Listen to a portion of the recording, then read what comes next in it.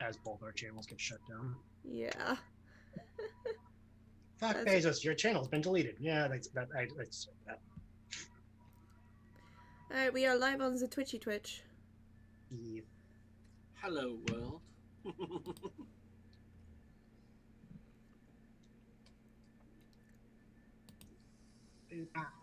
I'm gonna go get my apple cider real quick. Ooh. My horns are too tall! Fuck! Oh no. Must resist height joke. Must resist height joke. Oh, she's gone. Never mind. I mean, Paige might actually be up to my height now. No, I was gonna be like, oh, so I'll be eye level with something. So, Rutheia doesn't get a lot of sun on her arms. That's a very pale purple. It's a very pale lilac color. So, I was too tired to do my fucking arms. Besides, I'm wearing Snazaroo, which is like the worst fucking face paint in the world, but it's the cheapest I can get right now. I need to get Meron buddy paint, and actually learn how to use an airbrush so that I can just airbrush it on so it's all even. Okay, and then it would stay on longer, I think. And, yeah, Meron stays on long too. Especially once I start cosplaying my Twi'lek next year, after I get my Liku from Twi'lek Pam, I'm gonna need actual body paint that stays on. You have no idea how hyped I am for your Twi'lek cosplay. Yeah, it's just Twi'lek Pam, she's so backlogged on orders right now. Not only that, but like... I mean, she's been backlogged on orders, but with the pandemic, I have no doubt she's super backlogged, because she hand makes all the Liku as well. She casts the molds for it, and she switched from latex to silicone. But silicone's better anyway long-term? Yeah, silicone is better long-term, but I can't remember if it costs more or not, so it takes her longer to get the Liku out. Not to mention she has people ask for custom orders and paint jobs. Yeah. Also, if I remember right, silicone is more allergy friendly, whereas latex, you are likely to be allergic to it. Yeah. Latex is great if you're on a budget, but silicone is better in the long run. I love how Sarah is just ahead. I love that it only half of the time recognizes my face exists. Yeah. Welcome to Halloween. Spooky. Yeah, earlier when you were telling your haunt story, it like blinked out your face at just the right moment. It was so freaky. I saw that. It was amazing. I was just like, wait a minute, what the fuck? So the problem with gallery mode is you just like keep seeing yourself front and center. You're just like, wait, I don't want to look at me. Stop making me look at me. I have the Zoom call on one monitor and everything else on the other. All right, let me get this part done. Everyone has names changed. Yeah. Okay. Yeah. I'll be back in a moment. My apple cider just exploded in the fucking kitchen. Yeah, that sucks. What kind of apple cider is this? Oh my god, that was trippy. I thought I just got full screen. Yeah, I thought I touched something too. I'm like, what the fuck just happened? Why does it say that it's paused? Oh wait, hold on. I didn't No, it was me. It's because I moved the Chrome, and it's just like, no, fuck you. You cannot put it on the top monitor, asshole. Gosh, did you actually let you do something? All right. So I, as some of you know, am shit at time when it comes to running one shot. Yeah. So I do not have an answer if you ask me how long this would last. At all. I have no answer for that. That's the way it should be. Which is why I was like, maybe we should play at 6. Yeah. Maybe we should make sure we have all day. But if we are ready, we can get started. This is why you don't buy $3 wigs. They shed like crazy. I am trashing this wig as soon as this game is done. It only cost me $3 to $4 at Walmart. Because fucking spoopy season. Spooky, scary. Spoopies. Well, Spoopy. Oh, Ruby. I know we just played last night. At least some of us did. Fuck hell. But just because. Hey, there's a response from Nate. Let's see. Do we have any announcements? I mean, Blessed Samhain to all my witches and pagans. Oh, I forgot. You're doing the thing, so I'm not able to do any rituals tonight. But remember, witches and pagans, it is a full moon, so check your shit out there so it can get charged. Also, remember to change your clocks Put back my tonight. house plant outside, and it's supposed to sprinkle later, so I'm gonna collect some Washingtonian rainwater. Yeah. Ooh.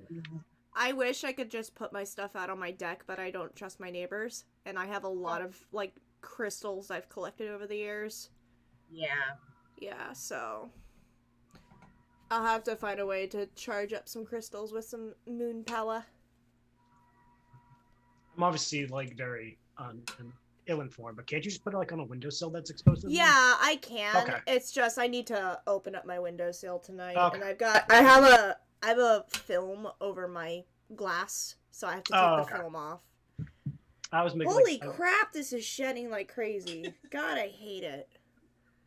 it sheds the amount of wig stress that I out have you that are. I've been using for my face thing, it sheds so bad. I got it from a Goodwill like when I was 12 or 13. And I'm surprised it's still alive, but I don't want to throw it away because I don't have another What one. they don't tell you about cosplay is once you start buying decent wigs, Halloween store wigs are just become absolute shit. Yeah, you can't go back. Yeah. Yeah, that's how it be. Oh, I have one little tiny announcement if anybody is watching. Tomorrow starts November, which is the start of the month of mine birth. So, y'all ever want to get me anything, my Amazon wish list is linked in my bio of my TikTok and my Instagram.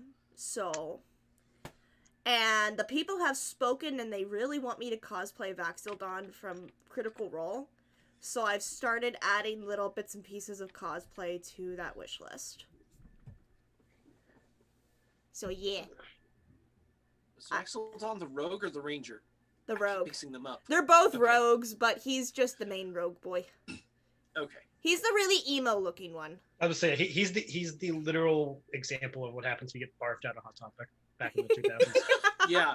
They just came out with this awesome new freaking robe. I want that. Yeah, I'm gonna get myself that for my birthday, so. Like, my last paycheck I get from work before I'm furloughed is gonna go towards the Vax'ildan robe. Nice. Yeah. The only announcement I have is, as I had said last night, there's new shit in my shop, including a daddy long leg, which is like so exotic for going to wildlife refuge. But it's actually super cool because it's like a close-up of its eyes and its little fangs. Little eyes of hatred. Aww. So, Aren't daddy long legs like the friendly spider? Like we want them in the house because they eat other pests. I'm Lucas. daddy long legs are one of the most poisonous there is, but they are incapable of biting you. Their mouths are too small. That literally makes me think of that audio from TikTok. I'm going to commit arson when I break free from these mortal coils, but in this case, I will poison you if I know how to break your skin. I'm going to commit You're not arson wrong, though. once I break free of these mortal chains. Yeah, that one. Yes, I love that. I love that every time we bring it up, Paige can just do it perfectly. Because it's fucking Elmo. Of course I can. The other one I always think of when it comes to Paige is the what was it? I am very small, and I have no money. So you can imagine the amount of stress that I am under. What was I think it's the Oh yeah, Mother, I crave violence. Mother, I crave violence.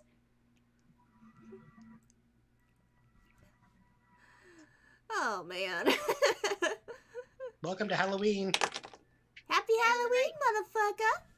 Fire and violence Happy Halloween. from the tiefling. Happy Halloween. Oh, there's the booming voice of Hey, bud. That's Hello. rough, buddy.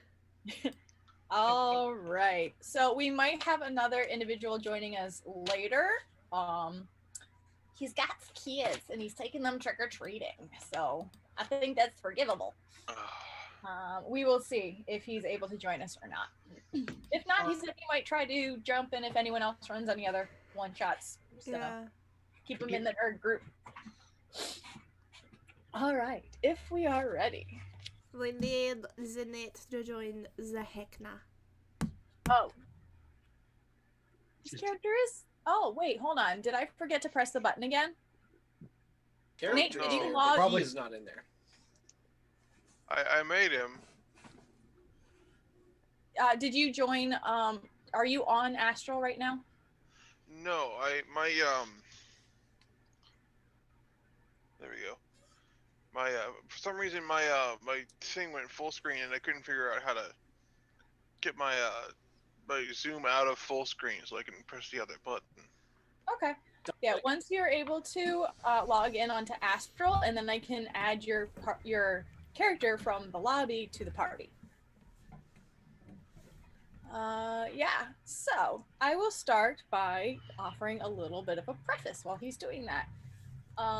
HECKNA is currently a playtest mode source book that can be found on the Deck of Many.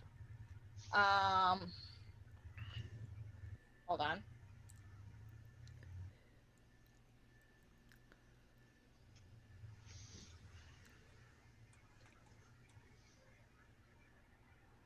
Sorry, Boy's Tower went down to Delaware and just let me know he made it home safe. As I was saying, it's found on the Deck of Many. The playtest itself is actually free on the Deck of Many, and there is a link to their Kickstarter that they have available. Through their Kickstarter, you can look on it just by going to Kickstarter.com and searching HECKNA, or you can go on Deck of Many and find the Kickstarter link there. They have set up for it. They have the source book. They have a PDF. They have playing cards. They have a DM screen. They have a whole bunch of really cool shit that you can look to pre-order as the Kickstarter itself has ended.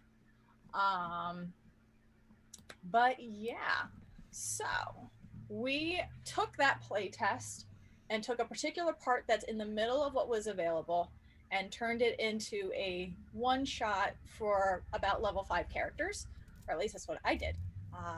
So if you find what we're playing to be interesting, I would recommend going on to Kickstarter, pre-ordering the campaign book, looking at the minis that they have, the tarot cards that they have, the playing cards that they have.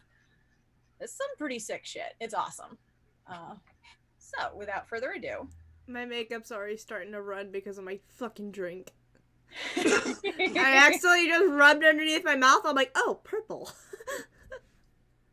Oh, and Bard is on the Astral now. yes, I have to press the button again. And everyone should now be... It's still... Grrr. Where are you? It says you're in the party. It says you're in the... Where? Wait, this one? No, he's Butcher. Butcher. But Butcher's not showing up. Oh, Corthan is Butcher, according yeah. to D&D Beyond. That's, Cornath is his actual first name, so it's going with that. that's Okay. because you left it as new character and I had to pick something. Oh.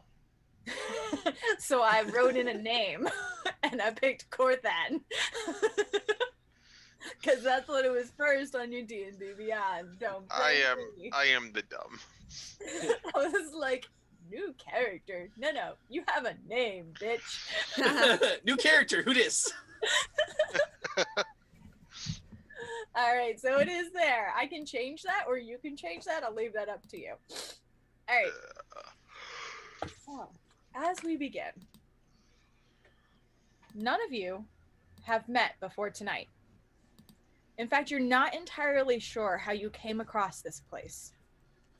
Still, drawn in by the enticing, upbeat carnival tunes, the brightly colored tents, the velvet banners, and visual of a glittering Ferris wheel beyond the gate, you found yourselves curious, passing through the metal archway, lit up in a great illuminated letters saying, "Welcome to the Rutheia."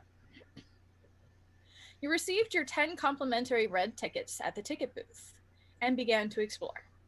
It wasn't until some time later that you began to notice that leaving was going to be much more difficult than entering.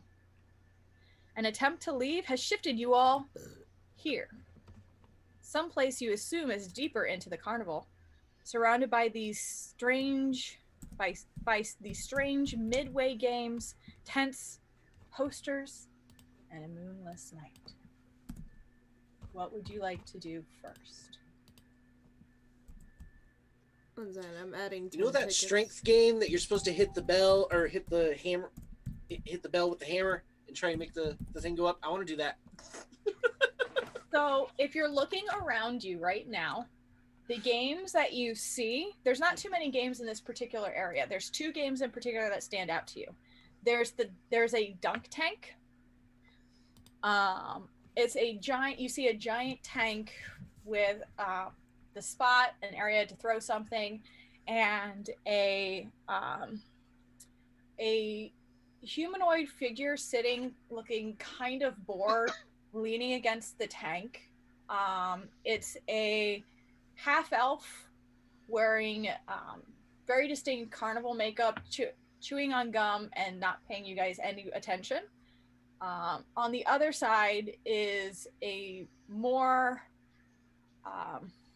aggressive kind of barker who is sitting there with a Spray the Clown game. You see 5 different clown heads under each of them has, it looks like a balloon above them. And it's a typical water guns station set up. And the louder individual that is running this doesn't look quite human. It almost looks puppet-like.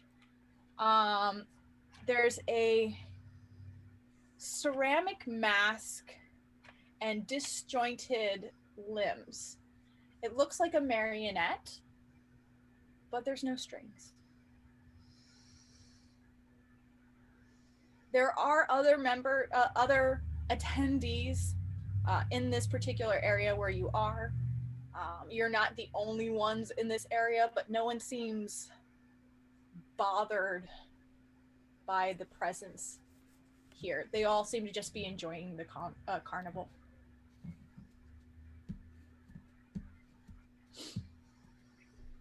Rutheia would like to find the nearest cotton candy station.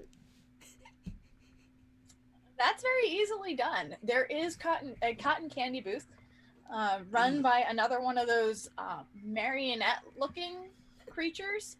There is a short line. Some of the people in the line look like they are drunk, enjoying themselves, having a great time. There's a couple who look much more ragged than the rest of the individuals that you've seen who are enjoying themselves. They seem like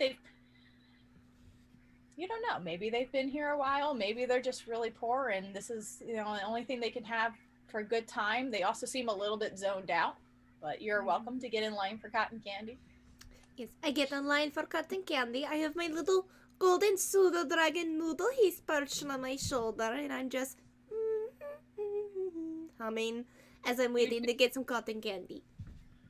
You do also all see each other as you're in this area. And like I said, you've all at some point tried to leave this carnival and got zonked here.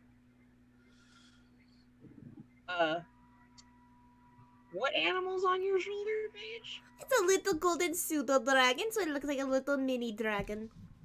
Okay.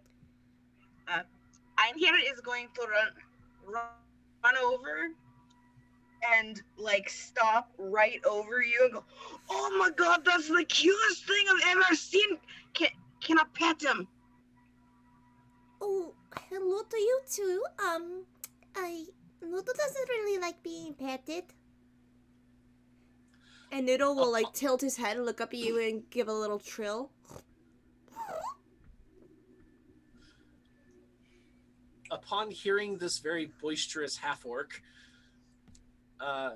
Oak would turn towards them and do basically the exact same thing over Einherjar that Einherjar just did to the dragon.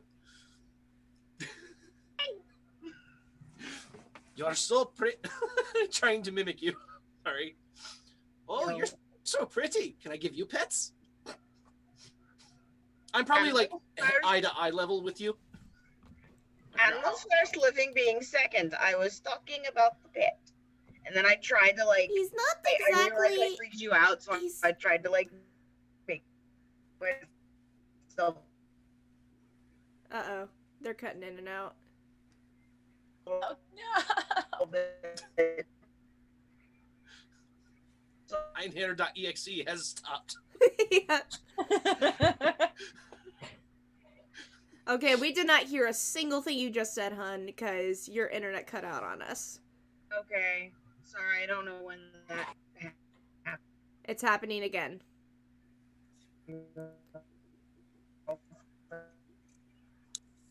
On my end. We heard you say on your end. Oh no, and it says that you signed off with Astral. Your internet is horrendous. Just exited out of Google Chrome because I think that's what's killing it. So, Sarah, you might have to move my I will handle that for you. Do not worry. Thank you. I have the paper sheet and everything else, but apparently I just won't be able to have anything open. I'll just do your movement for you. It's fine.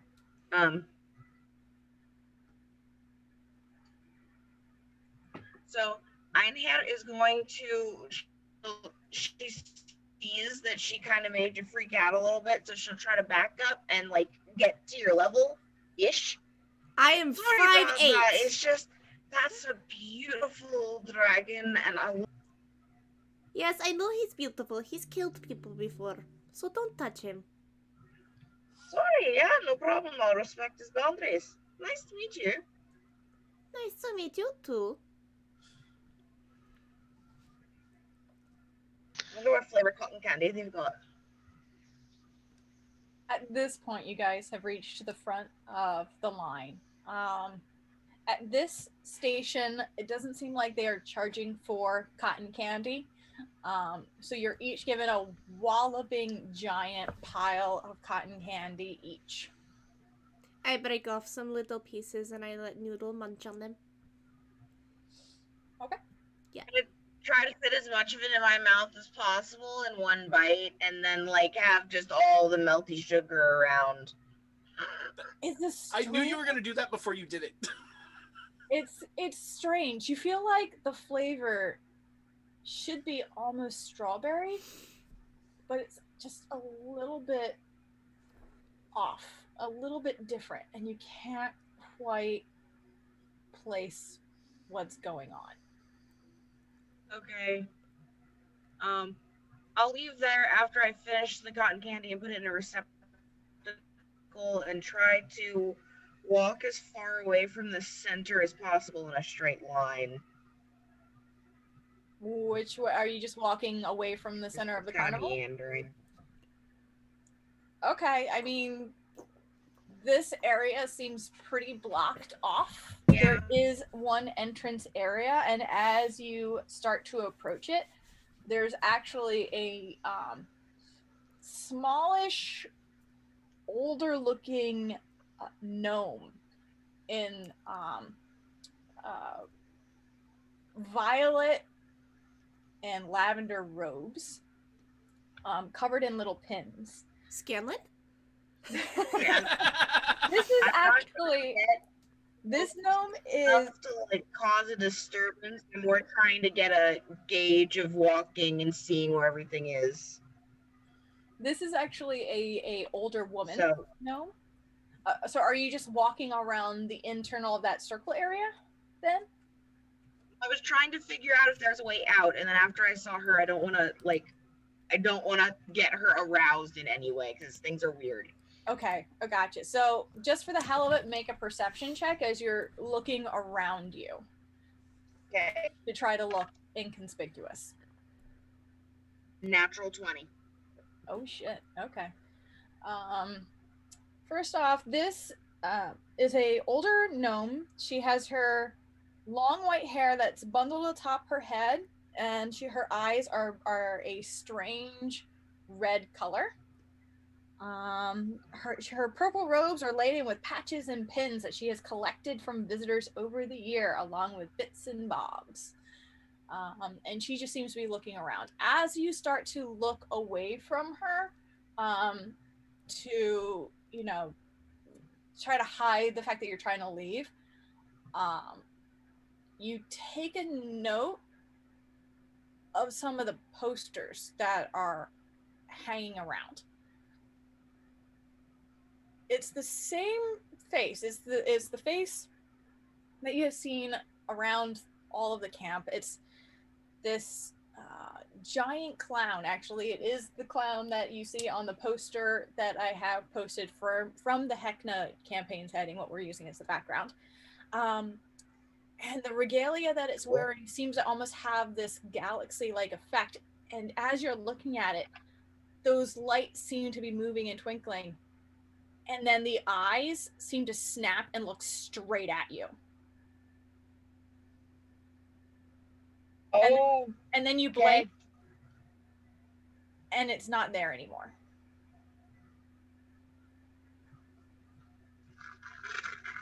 Okay.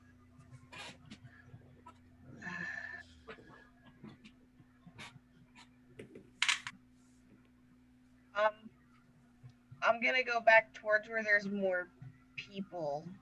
Try to talk with the more tired-looking people. Okay. As you're doing that, let's see. Oak, what are you doing? Were you interested in any of the games, or were you just going to stand around? I just want to hit something. I haven't hit anything in a while. Thus, I was looking for the hammer game, but if there's not one around, then I'll just continue looking around the carnival for one. Okay. Like I said, this is a particularly small and close area. There's not a lot of ways out and around. And, I mean, the one game, it's less actively hitting something. The dunk tank is more throwing something as hard as you can to make something else drop. I can do that. As you approach to that particular game, the individual sitting at the booth is just sitting there chewing her gum and stares at you and goes, "So you want to play?" Yeah. Are you looking to get dunked, or do you want to dunk? I'm a dunk ya. Not me. You go find someone else. They sit up there. You give me one red ticket, and then you can dunk them. So I have to find someone else to do this? I mean, yeah, most people have, like, friends they bring to a carnival. I didn't come on my own. I just ended up here. So, no, I don't. But okay. And I wander off and try to find someone standing alone. She is ridiculously unhelpful, by the way. She's just like, I don't care what you do. You see, as you look around, you see a few different individuals. Make a perception check.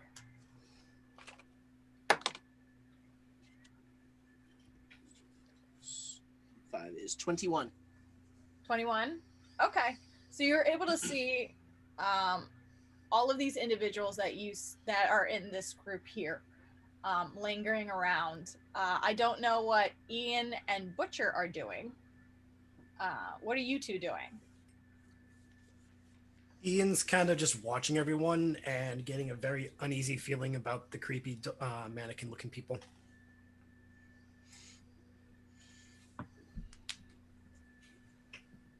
Oh. What about Butcher? What's Butcher doing? He is. Every time he tries to run off, he gets booped back here. Yep. He is beginning to lose his patience. Okay. He is standing watching the carnival people just tapping his foot, just giggling under his breath. He's just like, I am about 5 minutes from drawing this cleaver and cutting a bitch up. So what you see, Oak, as you're looking around is you see a few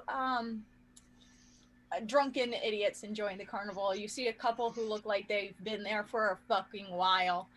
You see a very impatient individual, a cautious individual, a woman feeding cotton candy to a pseudo dragon, and another individual staring down a couple of those who look like they've been there for a while and not quite getting that they're not really as responsive as she's obviously hoping. Do I see anyone who appears to be drunk somewhat alone? Like walking on their own?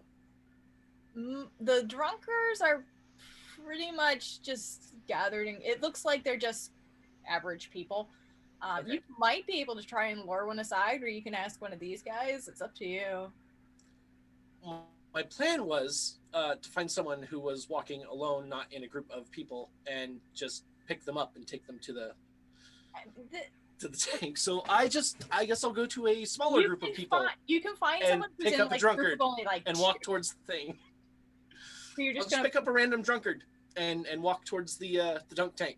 All right, so you walk over to this it's less of a group and more of just like a couple, and the one man looks to be kind of pot-bellied, balding a little bit, having the time of his life, and you pick him up and it's less of a hey, what's going on, more of a whoop, all right, this is what we're doing now.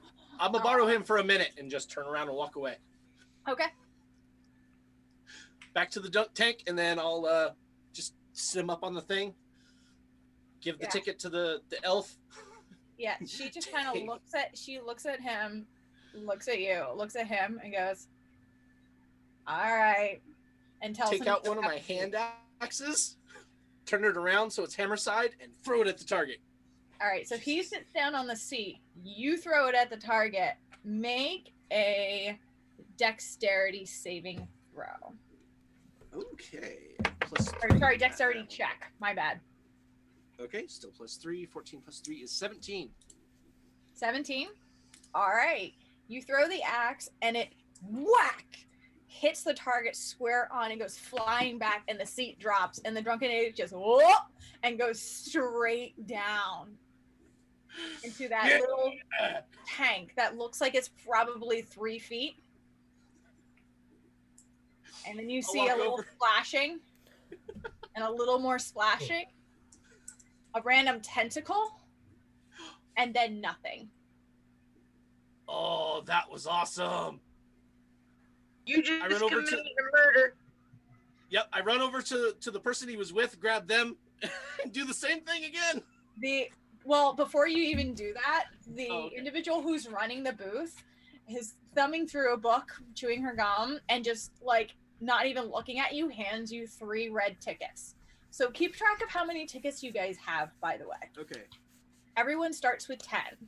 Oak, you lost 1, but gained 3. Okay. So you should be at 12. So There I'm are going to go down 3 to different types of 11. tickets. There are 3 different types of tickets, technically, but we're only going to worry about the red tickets for this particular one shot. So when they give me back the 3, I'm going to give them 1 and then just quickly run back to that other person to do the same thing. All right, this one is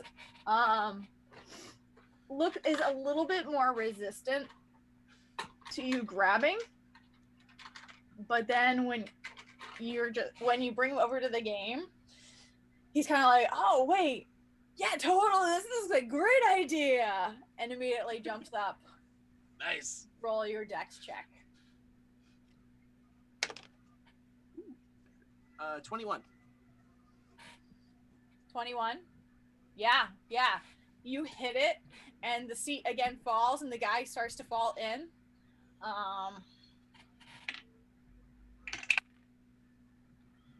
This time there's a lot of splashing, And this time you see him pull his arm up and over the edge and, holy shit, what the fuck is that? And jumps out of the tank and starts scooching backwards.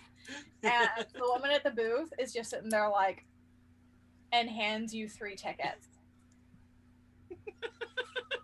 I don't know, but it was pretty cool at HM8. What? That wasn't cool. It was so not cool, dude. That's a dick move. Oh, that was totally awesome. And I pat him on the back with my full orc strength of 16. Are you trying to do damage or Not just... damage, just maybe knock him prone. Are Yeah, you all right. drunk? Or you mean? He's drunk? I'm a human raised by an orc, raised by a tribe of orcs. He's super drunk. So I roll with disadvantage, but he still rolled the lowest number as a 17 on his save. So as you go to, he just takes like a couple steps and just goes, asshole, and walks away. The rest of you have now heard this commotion. Ian, you said you were looking around cautiously. Do you want to make a perception check to see if you saw this happening? Yeah. Okay. It's pretty low DC. I rolled, let's see, what's my perception? Let's see, perception. I rolled a 12. A 12? Yeah. All right. You didn't see any of the individuals going into the seat and landing in the tank. But you do hear the commotion and see a dripping wet guy cursing and walking off from this particular dunk tank. All right. And again, the woman running it is disinterested in life, I think is the best way for me to word it. Is the dripping wet dude walking toward me or just back into like the rest of the carnival? No, he's just sort of, he looks like he's just walking back in towards the carnival area, checking out some of the tents and such, but he's not heading towards you. Gonna kind of like walk over toward him and ask what the hell just happened. Okay, so you approach him. Yep. And he's still dripping wet. He's just like, some asshole put me in the dunk tank and there was like this weird ass creature in it trying to eat me. The fuck? I'm gonna slowly look over at the tank, then look back at the guy, because I'm assuming the tank isn't abnormally big. It's just like a standard dunk tank. It's at most 3 feet tall. It doesn't look like it could carry something like he's describing. You can't see anything in the water, but I mean, you can make another perception check if you want now that you're up close. Yeah, I kind of want to do that. Okay, go ahead. 17. Hold on. Brandon is going to be joining us. I guess he got the time mixed up because Scotland.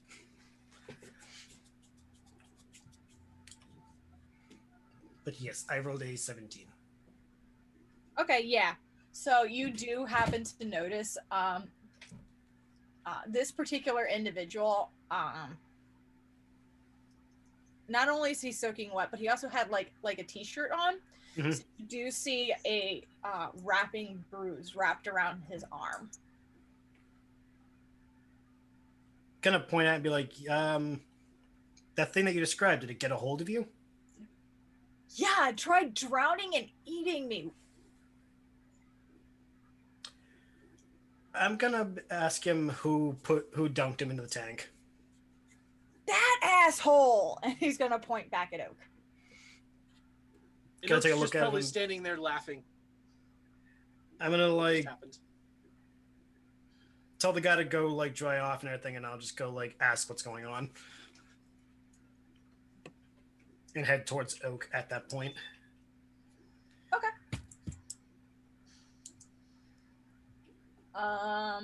While that happens, let's just jump to Butcher. What you doing?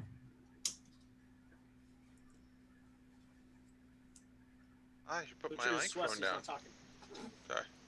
Sorry, my headset is a flip down mic, and I keep flipping it back up. Well, there's the commotion going on, and a lot of screaming. So that's fun. Mm-hmm. You can make a perception check too to see if you saw anyone get dunked in the tank. Everyone Well, kind of say would. Anyone who wants to see if they saw someone get dunked, go ahead.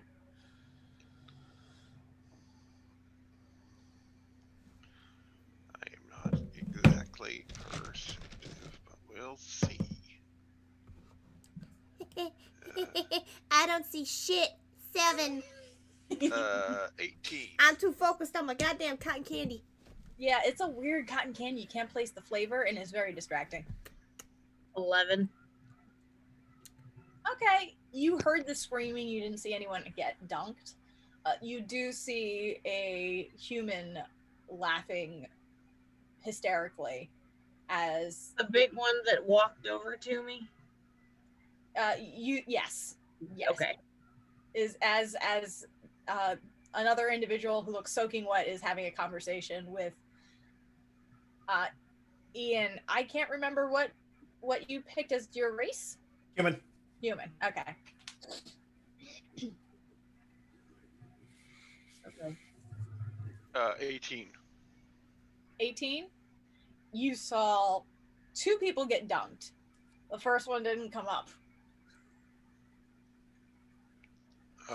I'm not going to really pay attention to Oak or Ian. I'm going to looking into the tank. You're gonna are you gonna peer over the top into the tank? Is the bottom of the tank clear?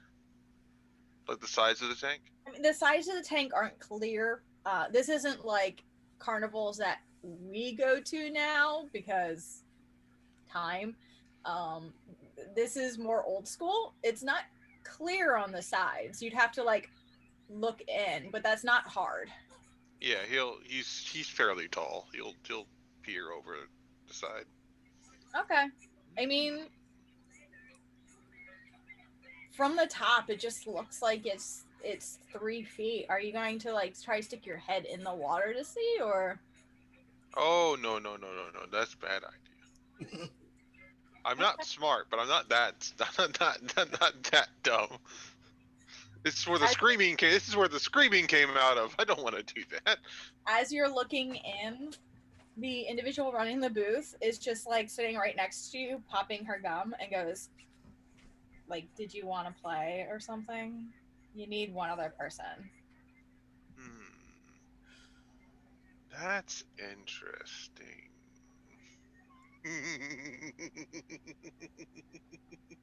Okay.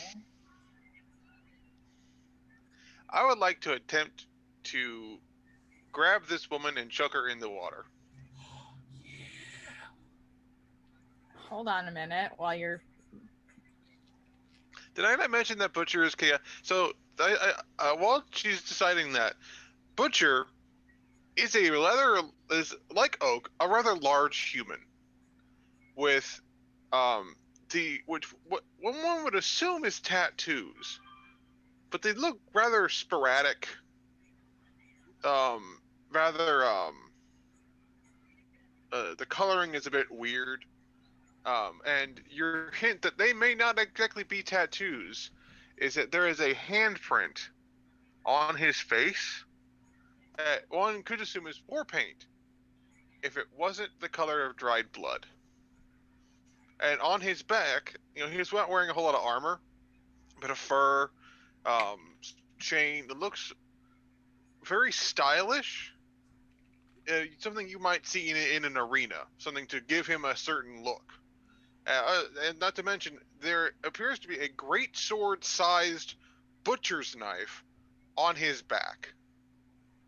All right, just for the hell of it, as you try to grab her, make a dex check to see if you can grab her. Okay. Can Oak see this? Make a perception check. Oh fuck. Nah. Ooh. Shit. Hang on. That's a 19. 19. 18 perception check for the fight. Okay. 12. 12 you don't see. 18 you do see. I'm right there. You're able to grab onto her, and as you go to pick her up and chuck her into the tank, she just disappears from your grasp. And she goes, dude, what the hell? And she's standing behind you. Out of your reach, but behind you. Like, if you don't want to play, you don't have to play.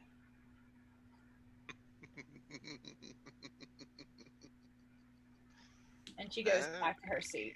Interesting. Apologies. I was simply testing a theory.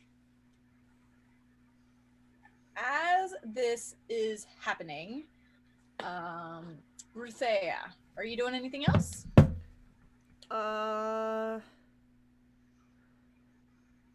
Munching on my oddly flavored cotton candy and just watching all this from a distance. Okay. And then Einherjar, you were going to go see. Were you going over to Oak or were you going over to Ian? Oh, I was gonna go and check out the guy that got dunked into the dunk tank, but then when I saw that it was all Oak's fault, I was gonna go and yell at him for being an asshole. Okay. So as you are heading over in that direction, yeah, you can go yell at Oak for a little bit if you'd like. And Ian, are you still keeping your distance, or are you also going to head over to Oak? I'm after getting closer. I'm starting to like realize I'm cautious, but I'm gonna like ask what the hell's going on. Oh, so you are heading towards Oak? Yeah. Okay. All right. So So the three of you converge. Einherjar is a solid black half-orc, but she's on the shorter side. So I'll go up to the gigantic human. The fuck is wrong with you? Nothing as far as I'm aware. What's wrong with you? No means no. Consent for everything. That includes murder, you dumbass. But you're an orc. You shouldn't care about this. Everyone deserves to die an unclear death, and as long as you are worthy of life, you should be able to last until the final war. That's when we all Follow die. different religions. At his comment, the orc, then I'm just gonna like facepalm and be like, "And you're a human." I look it. Unless you're wearing a glamour, I presume that means you are what you appear to be. Well, I do have light green skin. And do look rather orcish, like not quite half orc, but like I spent a lifetime trying to look like an orc. How do I describe that? Part of the orc's green skin isn't just depending on the shade; it's also depending on their diet. Yeah. Yeah.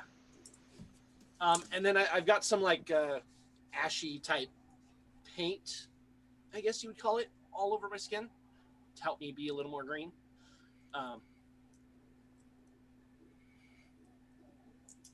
Still, Yeah, I basically just say I look it. you threw one guy in, he didn't come out. You threw a second one in, and he came out. You don't find that a little suspicious? No, I find it hilarious. Were you dropped on your head as a child? Repeatedly. Well, I was raised by orcs, so yes. Oh, that makes so much sense. I wasn't even dropped on my head. Okay. Well, Einherjar's realizing this is arguing with a cement wall, and I'm gonna go find a concessions booth with alcohol. Well, of course you weren't. You weren't raised by orcs. Oak says as Einherjar's walking away. Before you get very far, I know you turn around, and there is that almost creepy-looking gnomish woman staring at you and goes, "You seem to be new to the park here." Hey. My name's Olga. It's very nice to meet you all. And who are you exactly? I'm here. Nice to meet you, ma'am. It's very nice to meet you. And who are your friends here? Not my friends. Asshole. And agrees with me, man. Do we hear this, or is it just out of our earshot? No, she didn't get very far. This is Okay. I turned around. Okay, I wasn't sure how far she got. Okay, She spun around and suddenly, old woman. Ian's kind of like leaning so he can get a good view and be like, "What the fuck's going on now?" It's very nice to meet you all, asshole and man who agrees with me. My name is Olga. Would you do me the wonders of giving this old woman some company? I think she's talking about us, asshole. All three of us? I would love some company on these wonderful moonless nights, wouldn't you? Yes, I think Ian's getting like really sus of everything. I don't know. You got any orcs that were actually raised like orcs? She says, looking past Einherjar. We've got all sorts here at the carnival. Have you ever been here before? No, I don't even know how I got here. Got in the woods hunting, and then this crap. This is a great carnival. It has a wondrous effect on everyone. We just love to be here. In fact, Yeah, that hasn't kicked in yet. Now, for the barbarians in the party, does their danger sense go off looking at this woman? Oh yeah, we have danger sense. First time Danger barbarian. sense only really triggers if there's a trap in the area. Danger sense doesn't like give you. Yeah, weird traps feelings. or spells. Yeah, she's not spell casting. She's not doing any traps. I mean, everyone here has a sense of this place is fucking creepy. I will say that. But like, that's just a general feeling. Danger sense wouldn't be triggered by an individual unless they were attacking. Okay, I just wanted to check. Mhm. I don't barbarian very often, so I'm like, I need to remember how to do this. You're good.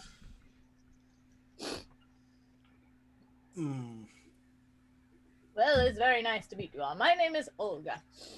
I am, well, I hope to be, the chief engineer here at this wonderful park. I keep trying to come up with new ideas for great rides because our last engineer disappeared mysteriously. We're not really sure what happened. So you create the games? You got the hammer one where you hit the bell at top? That's my goal. My plan is to make more fun, interesting games for the park, different rides, things like that. I actually could use some help if you are able. Well, here's a first free idea. That's the word I'm looking for. So you have a little roller coaster, right? You got to go around the things. You got to grab a hammer out of the air, and then the roller coaster stops. It flings you, and then you got to hit the ball and make the bell get hit up at the top. I like it. I like it a lot. It sounds like you all could be wonders for giving me some fresh perspective as to what this park needs. How about an exit? You're funny. So, if you're looking... Yeah, no, really, an exit. I'd like to go get some food. There's plenty of food here. As we are working, my goal is to come up with some new rides, but honestly, I don't have a perspective as to what people need right now.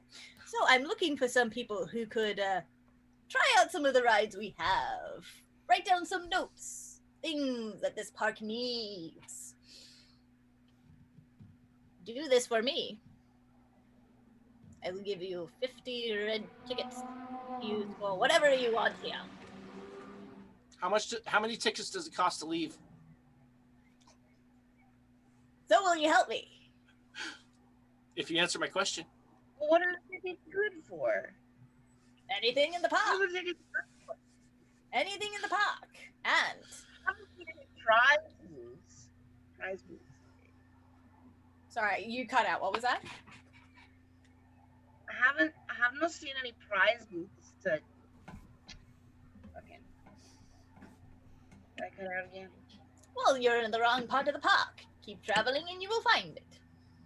In fact, I will show you some of the best rides that we have. There are 3 in particular I would like to see you try out and come back to me with some feedback if you are able. The first one is our wonderful HECKNA's Eye, and she kind of gestures over and you see past the tents the giant Ferris wheel in the distance. There's also the merry-go-round, ignore the sign, it's fine. And the tunnel What of does the sign say? Yeah, what's the sign say? the gumball has changed it to misery go round. I don't know what you want from me. They're brats. Ian's giving a very concerned look to the others to see if he's not the only one getting a bad vibe. The third one is not no. currently in commission, but I need to know what we could use to spook up the camp, and that's the Tunnel of Love. So, can I count on you? I get a feeling we don't really have much of a choice, so yeah. Yes. Thank you for your wonderful assistance. I will... now, there are... through this gate, and she kind of gestures to the gate that she went through, you will find all 3 of these rides. When you are done, meet me at the hostel. You passed it on your way here. You can find it. And please, report back to me as to what you are hoping for and what you've seen. And thank you for your assistance. She starts to scuttle off. Einherjar will go investigate the Tunnel of Love thing at the end, I guess. Should we stick together on this, or are we gonna take the dumbest dumb and split up and do... Oh, Thing? Einherjar's not exactly the smartest tool in the shed, but if you want to follow, that might be smart. Oak would like to do a thing. Oh no. Rutheia, you were relatively near this. Can you make me a perception check with advantage to see if you overheard this? I assumed she didn't hear shit, but okay. Both you and Butcher.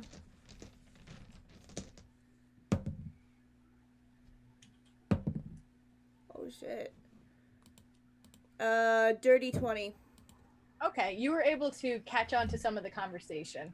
As you were feeding your pseudo-dragon, Noodle.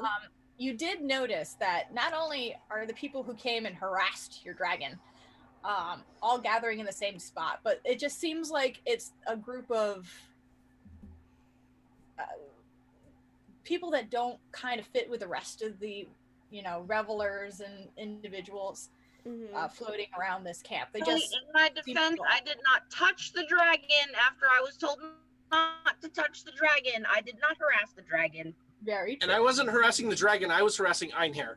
I did what Einherjar did to the dragon to Einherjar.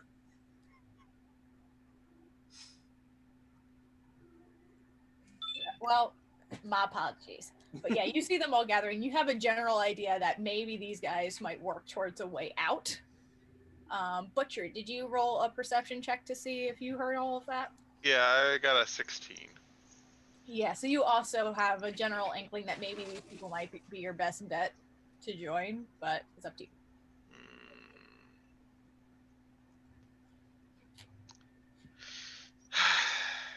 We won't murder them for now. Just get us the fuck out of here. I thought the arena was bad to get stuck in. You'll kind of meander over.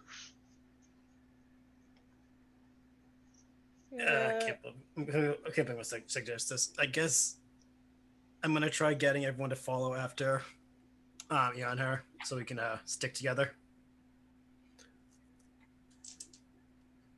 Can Oak grab the gnome? The gnome. She's already walked off. Oh, because I wanted to do that as she turned around, but that's why I was... Okay, that's fine. Oh, I mean, I wanted to try and put it in the dunk tank. you can try. Thank you. What do I need to roll? But I mean, you're at disadvantage because she was on the other side of Einherjar. You were behind Einherjar, so you'd have to like run at her and then grab her. That's fine. What should I be rolling? I would say, yeah, just dexterity with disadvantage. Okay, disadvantage. That's a 9. So no, I don't. Yeah, no. That's fine. Ruth. I keep saying it Rutheia, and I know that's not right. It's fine. What is it? Rutheia. Rutheia, thank you. Rutheia, are you going to join this, or are you staying back? What are you doing?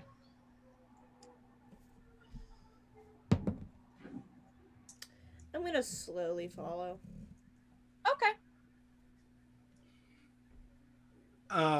Once Ian notices them following, he's gonna like not hang back, but pretty much like be in earshot and notice the dragon and ask where she got it.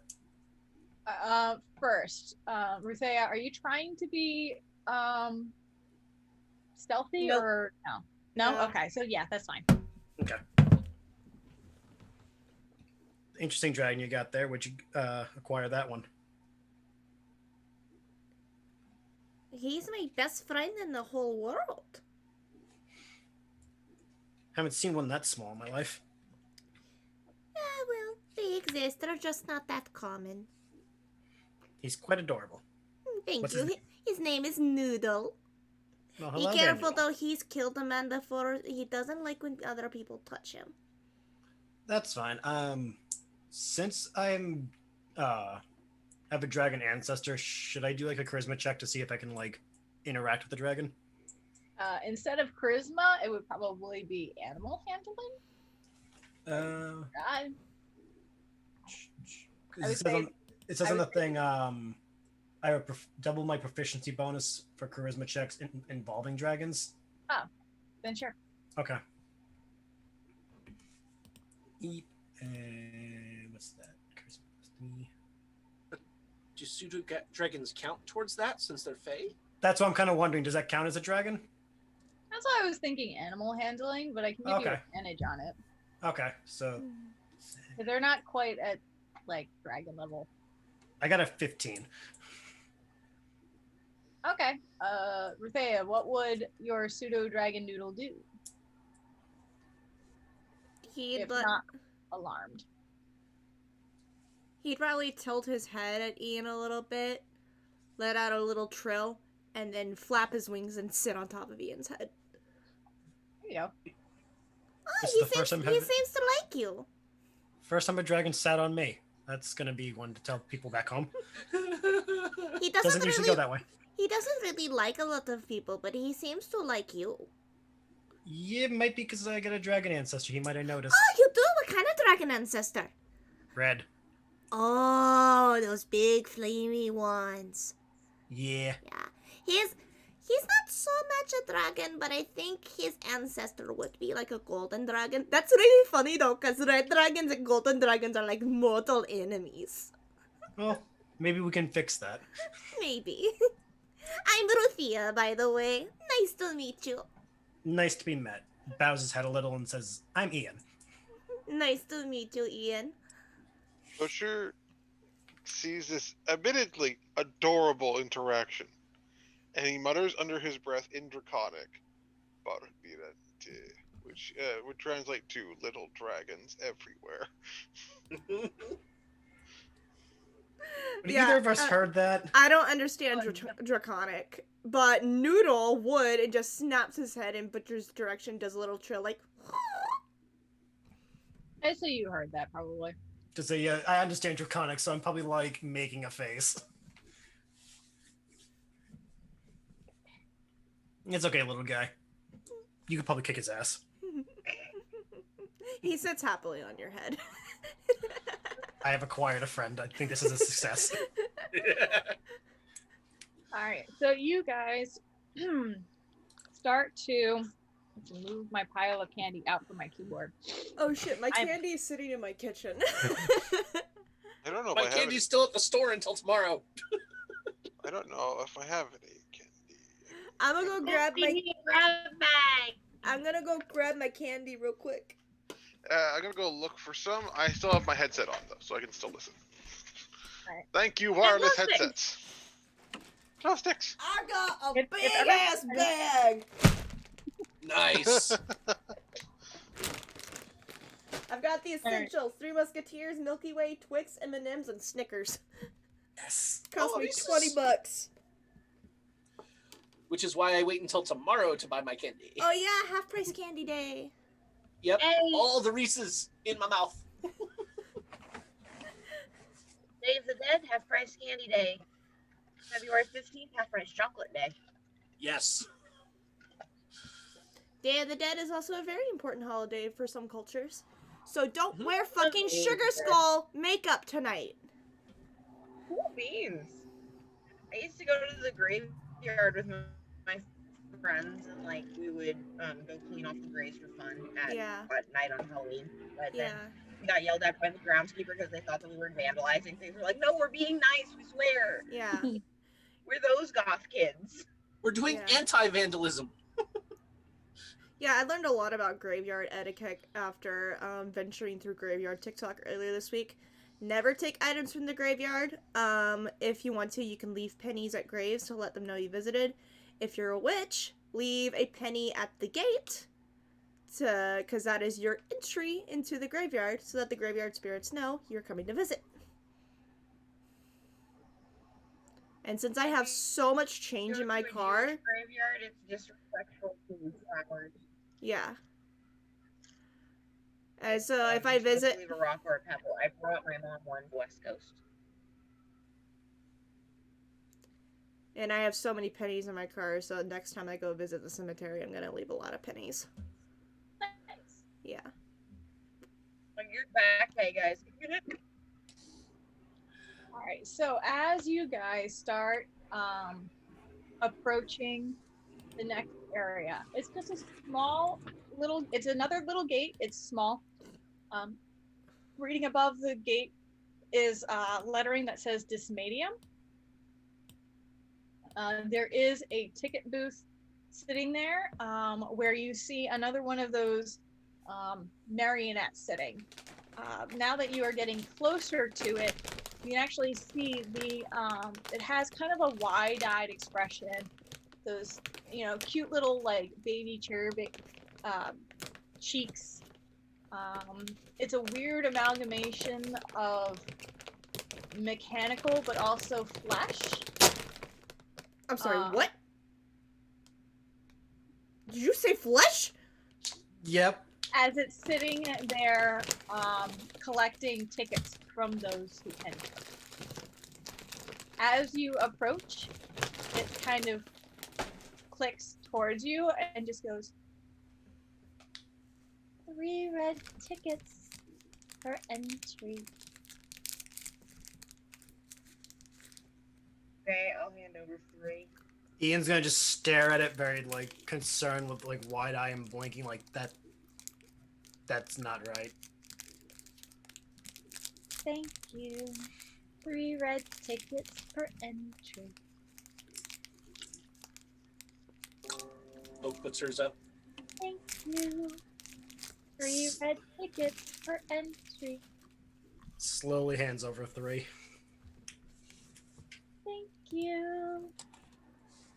3 red tickets per entry. Rutheia will hand 3 tickets. Is the mouth moving when they're talking, or is it like that? Stuck. This one, no. It's just no. It almost looks like a mask.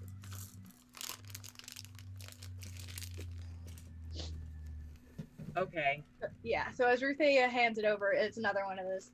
Thank you You're very welcome. per entry. By the way, you're doing the creepy great. Yep. Oh, it's fantastic. Mercer will hand Yes. over his tickets and just kind of look at it. What a beautiful creation. Thank you. And turns to the next person and continues this routine. Hi, Back and Bayo. forth. Hi, Mr. Bayo. Oh, whoops. What are you drinking straight out of the bottle? Cider? Martinelli sparkling cider. Oh, got you. I really Ah, just okay. had a giant bottle of wine. Like, whoa. That's not until my birthday, which that's gonna be a fun stream. Me trying to DM while drunk. Listen, Yeah. we've had that experience. It was hilarious. All right, everyone is required, unless they are sober. Everyone is required to drink on my birthday during that campaign. But if you are sober, that is fine. Blood's sober. I don't know. I haven't been since I was 20. All right. So The drink requirements on my birthday are either alcohol or juice. So as you enter this next area, the Dysmadium as it seems to be, it's another less of a corridor style area. It's more of another rounded area. On your left hand side, you see a, I switched my page, I apologize. On the left hand side, you see a big wood sign that looks under disrepair. A couple of letters seem to be falling off of the sign, and it says on it, Tunnel of Love. Sitting underneath the sign is a strange couple of creatures. Not quite creatures. They look like teenagers. But they're all wearing like those blue and white like beanie hats. A relatively blank map or mask. I can't talk today. Me not being able to talk is not what I need for this.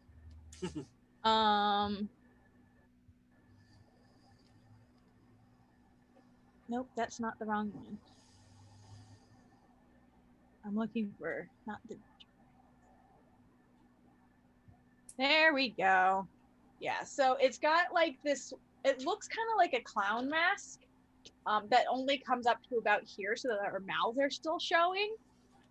And they're wearing what looks like jester clown outfits. And they all have different assortments of like baseball bats and shit like that they're either holding or laying on the ground around them. There's 4 of them as they're just kind of shit talking with each other and chilling. Directly in front of you is the Ferris wheel. Now the Ferris wheel has a set center that looks like a giant clown mask. It is the HECKNA clown mask that you have seen throughout the whole area, with glowing blue eyes that kind of give off this eerie light around you. And those like wonderful twinkle lights that go all the way up the arms of the Ferris wheel. So the face doesn't move, and the arms of the Ferris wheel are swinging around it as it continues. And sitting there is another one of the too many pages.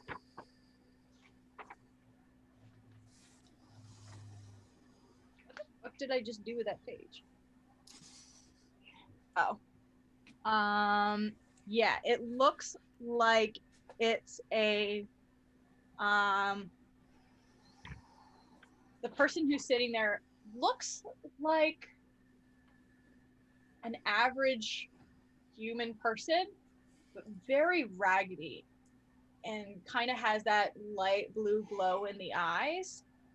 and he's just sitting there stooped over and just pushes the button to keep it spinning, and then stops and then pushes the button. There doesn't seem to be much going on at all.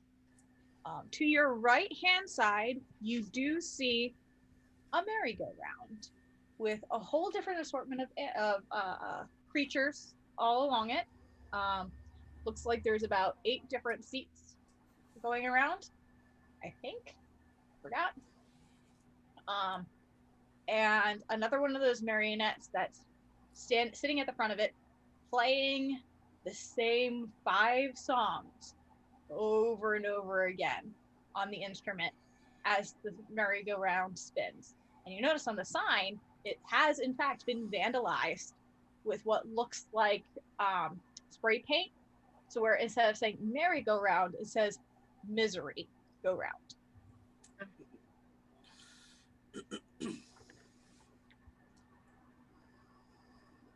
Where would you like to go first? Oak's all about the Tunnel of Love.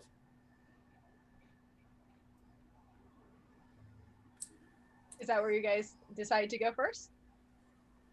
Or is everyone going there? I know you guys talked briefly about splitting up. Oak cares not about a group. She's to my walking knowledge, towards the love tunnel. Yeah. To my knowledge, there's still a dragon on my head, so wherever the dragon's owner goes, I guess I'm following, just, to keep the dragon near their friend.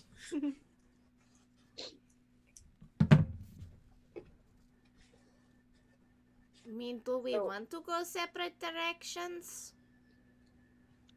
I say as I just watch Oak walk away towards the Tunnel of Love. Of the choices, that one seems safest, because I admit, I is conflicted because that's an asshole.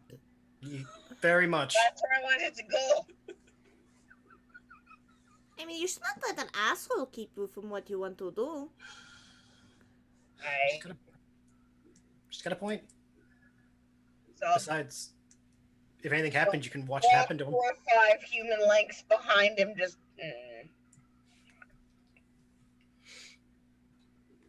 Plus, if we all go, we can see anything happen if anything does happen to him. That's true. Hey, you should talk to other people. So you're all following Oak? More or less. Yeah. All right, Oak, which way did you go first? Left, straight, or right? Once I got to the Tunnel of Love. Oh, so you went straight to the Tunnel of Love. Yeah, I beelined it there. Okay. So you come to a broken down door frame, and then there's a tunnel, and you can see the ride behind it. There is a single seat that one of these teenagers is sitting in, and the rest are just kind of sitting on the ground or gathered around, and they see you approach, and this individual just kind of goes, looks like we got a new sport here, man. What the fuck do you want? Oh, we're playing sports now. Is it the bloody kind? Sure, whatever. Why are you here? This is not for you. I don't know, some weird tiny creature named Ohjk'Cda or something said to come do something and tell her about my experience. And you had to bring all your little friends with you. Aww. Friends? What do you mean? I look behind me. Oh god, they're still following me. Oh, poor baby. Can't go anywhere without all of his little buddies to protect him. Glaive to the face. Oh, so cute. This is amazing. You're not getting it. Go away. What, does the glaive just like pass through him? Oh, were you putting it? Attacking. Or were you going to attack? Oh. I'm attacking. Make an attack roll. Okay, this just took a very sharp turn. That's a slutty 20. That hits. Roll your damage. I guess we're adding assaulting a child to our list of accomplishments. She just killed a child. I've done I nothing wouldn't be wrong. so I'm sure. looking what's going on. I'm not talking about you. I'm talking about that weird green woman in front of us. Ian slowly raises his hand to cover Noodle's face from the carnage. Noodle tries to Oh, pop yeah, his head above the that's hand. one. Oh, we been. God damn it, Microsoft. Shut the fuck up. Never. Crap, I have to declare. Okay, so I'm not going to be able to get that. So 7 damage, unless you'll let me use my great weapon feature for that You'd extra have plus to 10. declare that beforehand. That's yeah. I lost that one. Okay, so you hit him for 7 damage, and he goes, "Dude, what the fuck?" and grabs his baseball bat, which you notice is covered in jagged metal spikes that looks like he's embedded into it. I Eldritch Blast! He even has it. Well, at this point, now that combat started, we're all gonna roll initiative. Oh boy. And all of his 3 little buddies that were gathered around, fucking scattered. They're gone. Just gonna point that out first. They were like, "We're out. Oak laughs like that. We're done." All right, so roll initiative. Oh shit, do we get to use the map? I want. This one, unfortunately, does not have a map. It's the only one I could not make a map for. Kind of leave.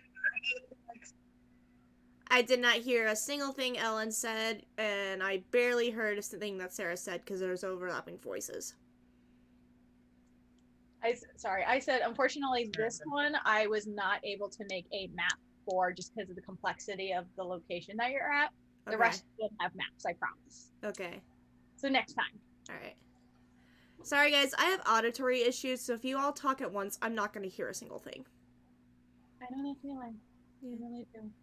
Yep. 25 to 20. I rolled a dirty 20. So. Okay. Yeah. 15 to 20. 19. 17. 17. Einherjar and Ian, what are your dexterities? Modifier or the actual stat? The modifier. +2. All right, so Einherjar goes first, and Ian, roll off one more time for me, please. 10. Okay, so you get to go before this individual. Okay. Currently, all that's happening right now is that the giant human that is green swung their cleaver at the dude, and we were standing back near the entrance, right? Yes, you do not need to join combat if you don't want to, but you have the option. Einherjar, they called you my friend. Einherjar is going to be up against a post. We haven't Very, even finished like, initiative rolls yet. We're right now we're still doing initiative, so we'll get to what we're gonna do in a second. Rutheia, what was your initiative? Because I think you're the last one. 13. 13? Okay. Okay. All right, so we are going to start with Butcher. For the sake of this, you guys are all in relatively close quarters. You are directly in the entrance of the Tunnel of Love.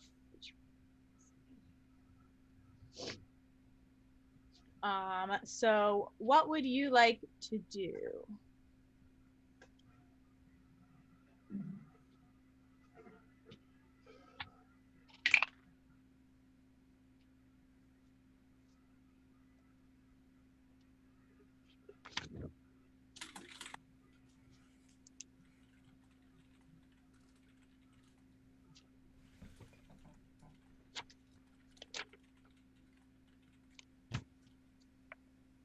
Butcher. I forgot to put that on my mic. Sorry. I'm running over and hitting him with my giant meat cleaver. Okay. Make an attack roll. Okay. 24 total. That hits. Rolling damage. Ooh. That's nice. That's max. That's 17. Okay, give me 1 second.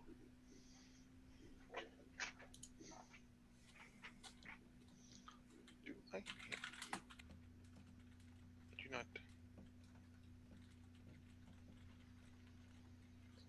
All right, so 17 points of.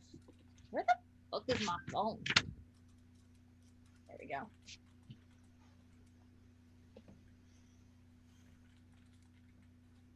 Okay, so 17 points of damage. You attack it with a cleaver, and it hits him right in the shoulder, and he kind of just goes, oh, and uses his bat to kind of knock the blade off. Is that all you're going to do with your turn?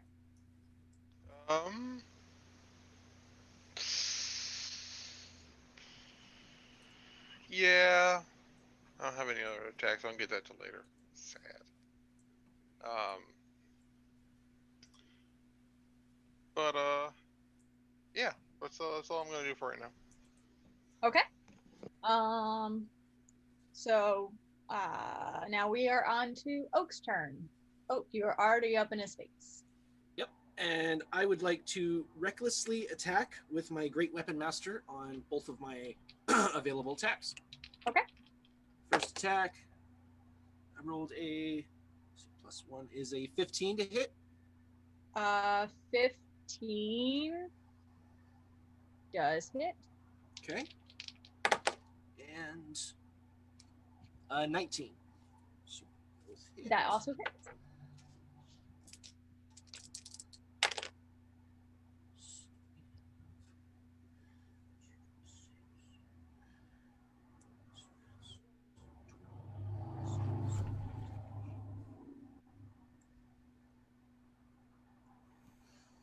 $34 slashing damage total. 34 total? Yes. Oh, wow.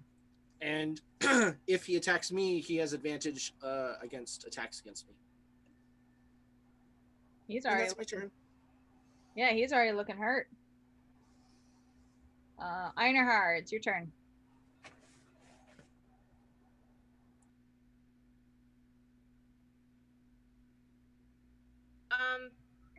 Yeah, I'm just gonna hang back and like find a post that looks like it'll hold my weight and lean, because looks like they can handle themselves. Okay. That brings it to Ian's turn.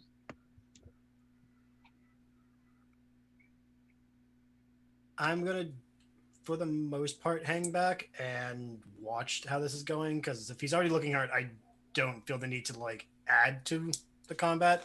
Plus, Okay. I have a baby creature on my head. I don't want to risk the creature being hurt. Okay. All right. If that's the rest of your turn, it is now Dweeb's turn. Dweeb is going to look at both of you and kind of growl angrily. And he is going to swing his baseball bat at Oak's head. That is a... Oh, he has advantage against you, correct? Yeah.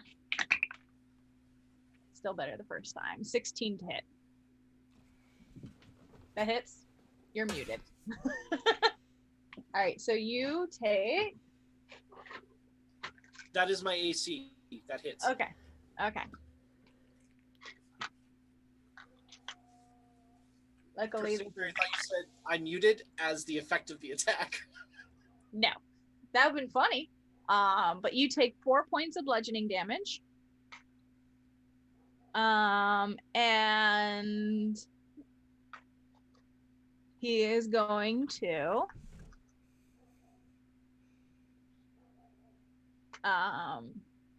as he hits you across the head and it strikes you in the ear, He goes, "Oh, come on, pretty boy. You can do better than that." Or no, you're a chick. My mind is gone. Yeah, so he's just gonna say, "Oh, come on, bitch. You can do better than that." Make a insight check. Ooh, I am not proficient in those. +2, dirty 20. Yeah, it doesn't have any effect. He's trying to intimidate, and it did not work because I rolled really bad. I rolled so bad.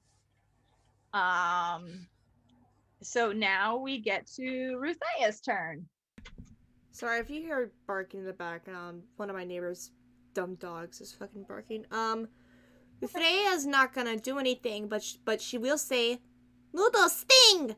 And then Noodle is going to fly off of Ian's head over to this asshole, and try to sting him with his tail. Okay, make an attack roll for Noodle. Because since he's my familiar and I have Pack of Fiend, I can forgo my action for him. Works for me. That's a 16. That hits. Oh shit. Okay, he's gonna take a 1d4 piercing damage, and he will have to make a con save. Okay. That's 3 points of piercing damage, and he needs to make a con save or be poisoned. I rolled a... Con is not something he has specialty in, so I rolled an 18. No, you make it. Okay. It's a DC of 11. But he takes 3 points of damage? 3 points of damage. Alright, he's still up. And Noodle just screeches and is like hovering above him, flapping his wings. Okay. Real quick, everyone make perception checks as you have gotten, well, anyone who's gotten up close and personal. I've stayed back. Okay. Yeah. Can Noodle make a perception check? Noodle can make a perception check, yes.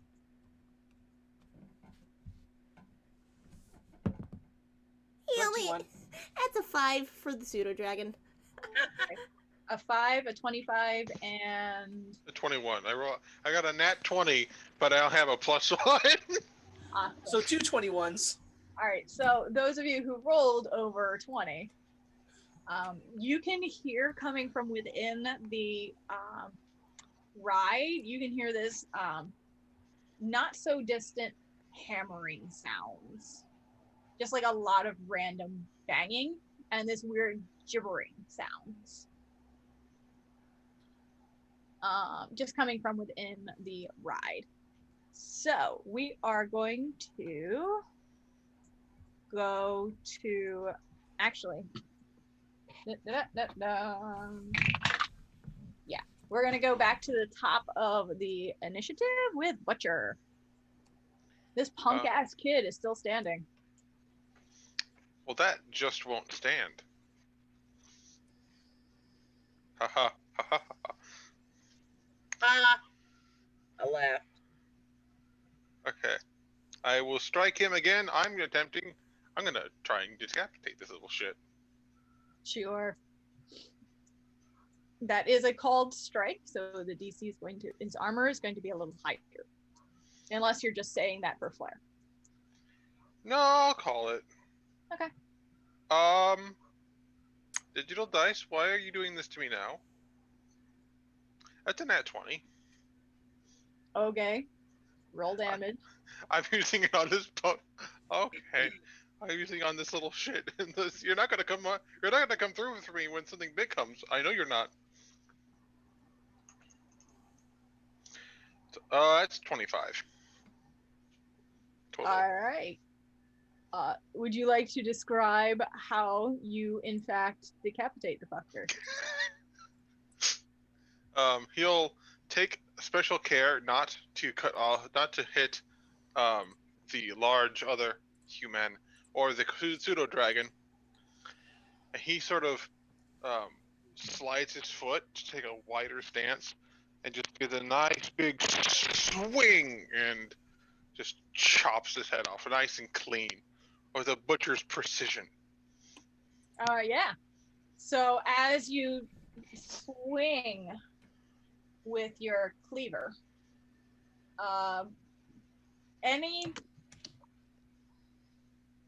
jipes and asshole-ish nature that comes out of this fucker's mouth is immediately cut short as his head rolls along the floor and his body slowly slumps to the ground. And he is dead. Ah, I've been wanting to do that all day. Thank you, young man. Is there anything else you wanted to do on your turn? That'll do. I think that'll do. But then I will also, as we heard the banging, he's going to shift his feet and keep a hold of his weapon as he looks towards the tunnel. I wonder if your other friends will want to play.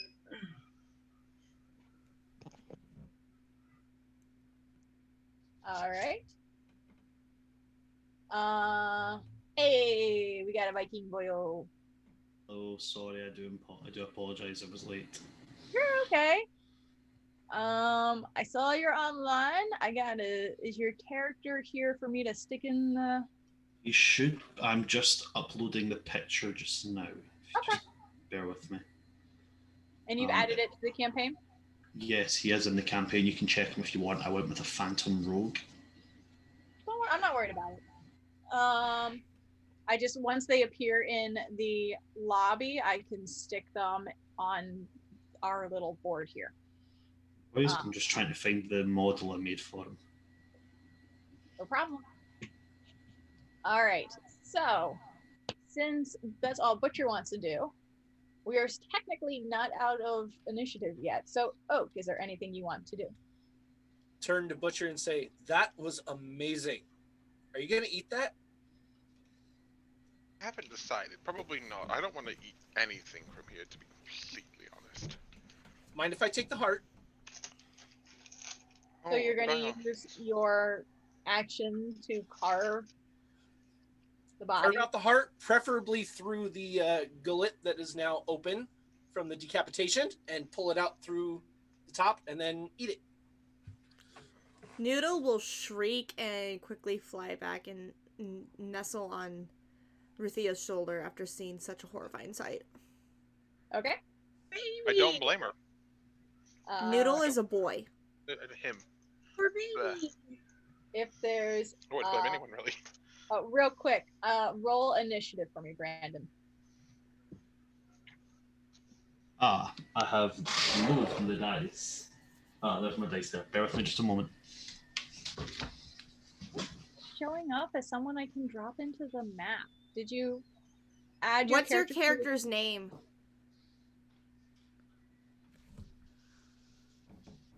Thought here was going to be Mike, but Mike's not joining. Did you use the actual tabletop link as well, or no?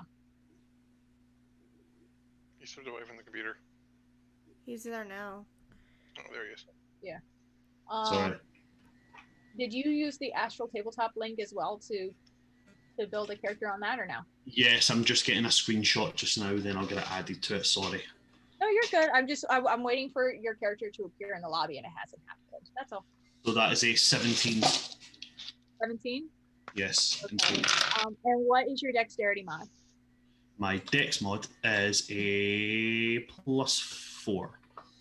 Okay, so you were gonna jump in here actually before Einherjar. So we'll say at this point, you have been standing in between these 3 rides, wondering how the fuck you got to this carnival. You vaguely remember arriving, you've tried to leave, and it has not worked. So now you're standing in the middle of this carnival, and you hear a little bit of fighting happening over to your left. And you look over and you watch as a masked clown child's head rolls towards your feet. Okay. So, all right. At this point, what I would see him realistically doing is you pick up the head and look at it and go, well, Jackie boy. It looks like we've walked in on some right good bit of fun we have. And then at that point, he's going to pull out this. It's like a little rectangular, intricately carved piece of metal, and just flick out a straight razor. God. And just make my way towards the fray. Okay. It doesn't take long for you to get over there. They didn't go very far. So if that's all of your turn. I'm in combat. Technically, we're all still in a combat initiative. Right, okay, apologies. Is there anybody for me to combat with?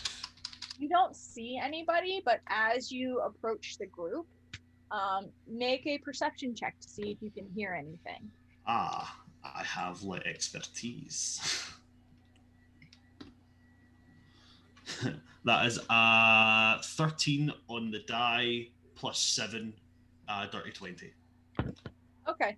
So as you approach this group, you kind of walk past a couple individuals as you are holding this child's head. And you walk over to where one individual is ripping a heart out through the trachea. Yeah. That neck hole.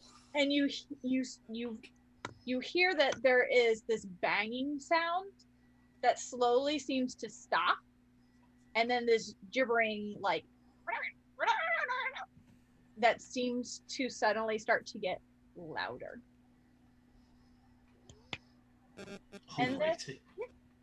And that's probably would be your movement and your action to proceed. All right, no problem. Did you have a bonus action you want to use, or? I will double check on that. I don't think I have any bonus actions. Oh, actually I do. I will use my bonus action to take the hide.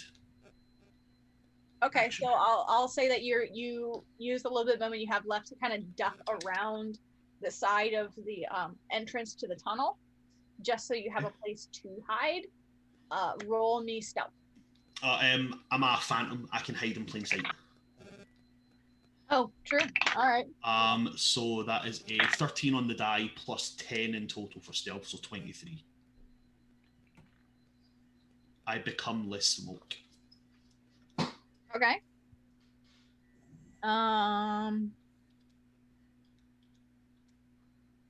Yeah. So, all right, you think you're well hidden, I would say. I don't like that stipulation. I think I'm well hidden. First off, you've been in games that I've DM'd. I always use that stipulation. Yeah. I know. I just always. Einherjar. First, you watch this punk ass child get slashed. Then the head gets cut off and rolls away. And a strange individual walks up carrying the head of said child, saying, "Oh, this is going to be fun," and then just fucking disappearing. What do you do? Canonically, internal thoughts. It must be Tuesday. It must be Thursday. I never could get the handle of Thursdays. I'm gonna still try to hang back. Like, that was brutal, but obviously the kid wasn't a normal kid because it took a few hits. Okay. All right, so that's your turn? Yeah. Okay. Just so you know, those of you who are staying back, if you think that something might happen or whatever, you can still like hold an attack or an action or whatever. It's up to you. I'm just throwing that out there. Just because the group is being as hostile as it is, even the people that I kind of think are friendly, I'm just gonna hold my hammer in my hand. Okay. It's also my spiritual symbol, so I mean it counts. Okay, but you're not holding an action. No. Okay. I'm just holding it like I could use it, but I'm not readying it. Gotcha. Ian, we're on to you. Is Oak still like wrist deep in body? I'd say at this point, Oak's already taken the heart out and has started to numb. Yeah, How close are they to the now defiled corpse? Oh god, we've already defiled a corpse. They're still standing over the body Okay. of this dickhead tween. They're about 10 feet from the entrance of the ride. Mm-hmm. I'm assuming I saw the newcomer just vanish as well. Yeah, you watch the stranger just appear and then just disappear. For the Okay. record, Butcher is standing next to the body, but he's turned towards the entrance, Yes. like still ready for a fight. So All right. you can take that. Gleaming smile on his face. And as Oak would notice, sharp teeth. Ooh, I'm liking you more and more. Ian's going to watch where the person was before they vanished and just keep an eye on that while, I guess, holding an action. What action would you like to hold? I guess ready a firebolt if I have to. Okay. So in case something happens, you're holding a firebolt. Okay. Yep. Rutheia, it is your turn. I'm trying to comfort Noodle because he's now terrified of Oak. And in the meantime, I'm just readying an Eldritch Blast for anything that pops out of that tunnel. Okay. As you are calling your pseudo dragon and the glowing eldritch energy starts to form in your hand, you all now hear that gibbering noise coming from the entranceway, and these flying winged creatures start to appear, and you see fingers start to wrap around the edges, and then this little face peek out. I keep disappearing, so it's hard to see. They are strange little red and pink horned, almost imp-like creatures. And as it hangs there, it kind of gives this little smile, and 5 of them just sort of and fly out. Frock coats, jagged looking wings, and they immediately come out and start attacking each of you. Or some of you, I should say. So there are 1, 2, 3, 4, 5 of you. Yes? Am I counting that wrong? 2, 4, 6. 6. There are 6. So the first one. What about I held my action for anything that popped out? Yes. So held actions can go now while I roll for who's attacking whom.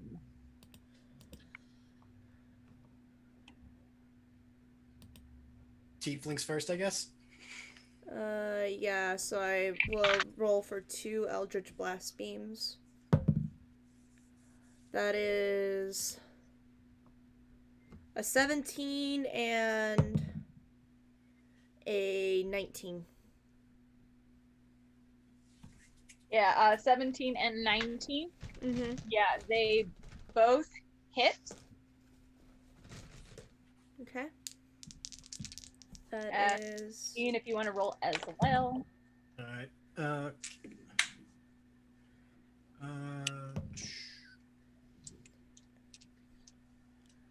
First thing you see matter. So there's no modifier for anything because I'm just doing magic. That is 24 points of force damage total.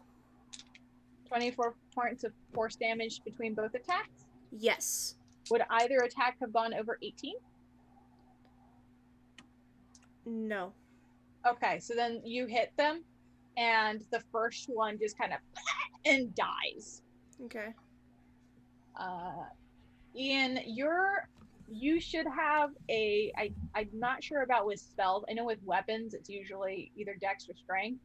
Shouldn't it be your spell modifier added to it? What spell? You're what sorcerer, right? So it should be your charisma bonus. Okay, so that's what I was wondering. Okay, so that would be a dirty 21.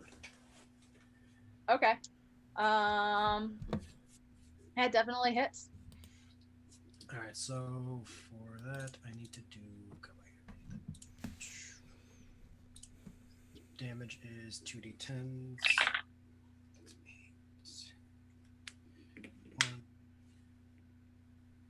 Did 8 damage.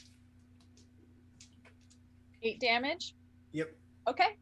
You hit the second one, and it just kind of and like its arm is heavily burned, but it just kind of goes and keeps coming. Oh, lovely. All right, and let's see who else.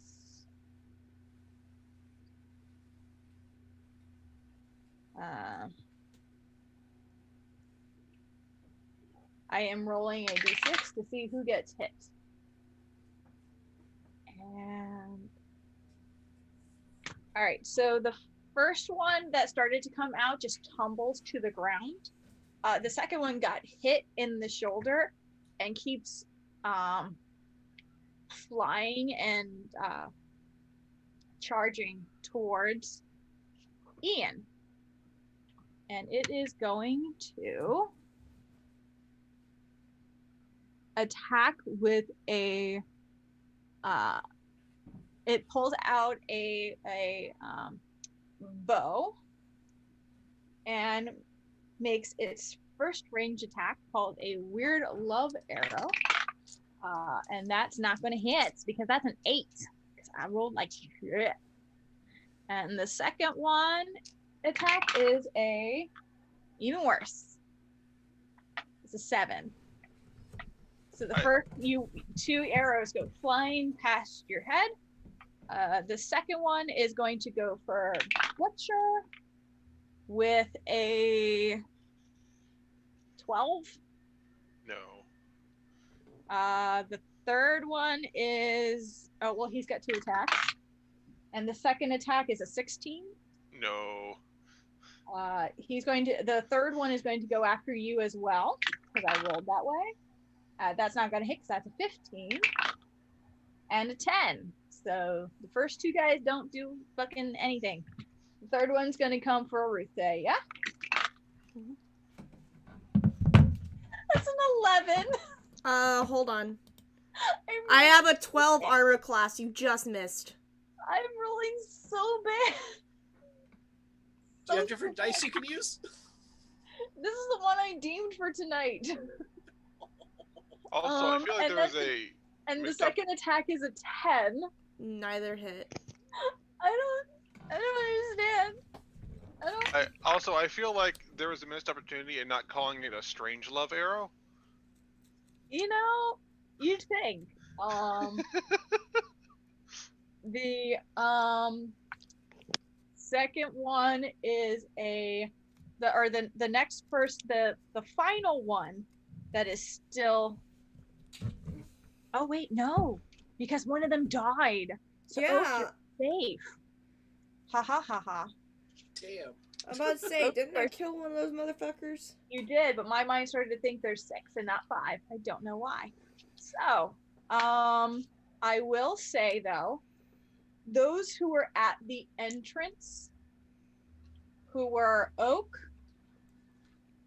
Butcher, and did you go all the way up, Ripper? I would have went as close to a vantage point as I could, so I guess I would have went right up to the entrance, yeah. All right, so all 3 of you take 2 points of poison damage just from being so close to the lovebirds. There are 2 of the lovebirds are within 5 feet of you. Ooh. 2 points? Two of them, yeah, you take 2 points, and 2 of them are within 5 feet of you, and then the other 2 are kind of hovering up in the corners.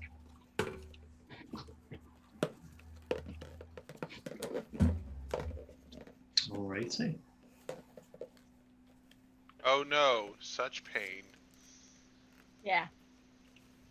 Back to the top of the round, Butcher. Well, I have two little gremlin creatures that decided they wanted to pick a fight. Can't be having that. So, I imagine there's like one on the left and one on the right of me. They're kind of like, but then like they're in front. There's like a. So, One is right to your left. The other one is to Oak's right. Because of how you guys are standing. I will. You know what? I would like to use my bonus action to rage. Go ahead. Oh, I'm sorry. I had to say this quickly. I would like to rage. Okay. I got one rage. As these little things kind of surround them, and Butcher gets this gleeful smile on his face as he lets out this haunting roar as electricity sort of crackles around his body. As I have Storm Aura C. Oh shit! You too? Yeah, because it's with this motif. I couldn't have like chains of lightning, so I'm like, it's the lightning aura that works. Sarah, I think I've uploaded the character. No. Looking at the wrong. Yep. Butcher. It's just right. No, Nope. my new character. Mine. What is it? Still? Is it seen that?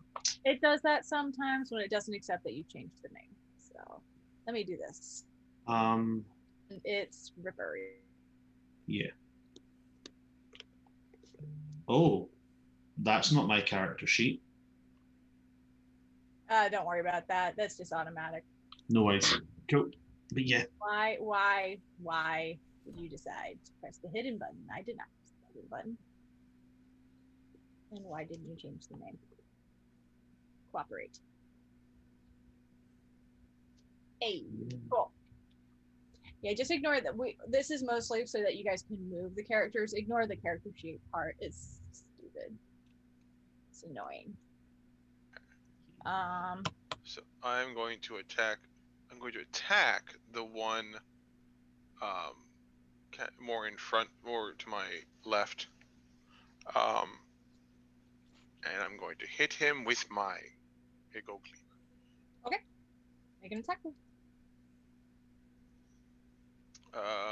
Plus 2. Rage, 19. That hits. Cool. And that's just a little more. Okay, cool. That is 13 damage. And I am going to have my Storm Aura target it. So it will take an additional 1d6 of So lightning. before you can even do that, as you slice through it, this one is the one that had already been hit once, and you've cleaved it in half. Oh. And it starts to just turn into ash. Then I will just kind of glance behind me to the one between me and Oak and sort of flick my hand towards it, and I'll let the lightning aura hit that one. Okay. So it's the one on the other side of Oak because it's on the other side. Okay. That is 5 lightning damage. Okay. Is there any save it has or no? Yes. A dex save of 16. Dex save 16. Natural 18. Damn. So he only takes, I guess that'd be, instead of roll of 5, that'd be 2 Yes. lightning damage? Yeah. I guess give him a little zap. Okay. Did you have anything else you wanted to do? Use your bonus? You can move, but. Where to me are the other ones?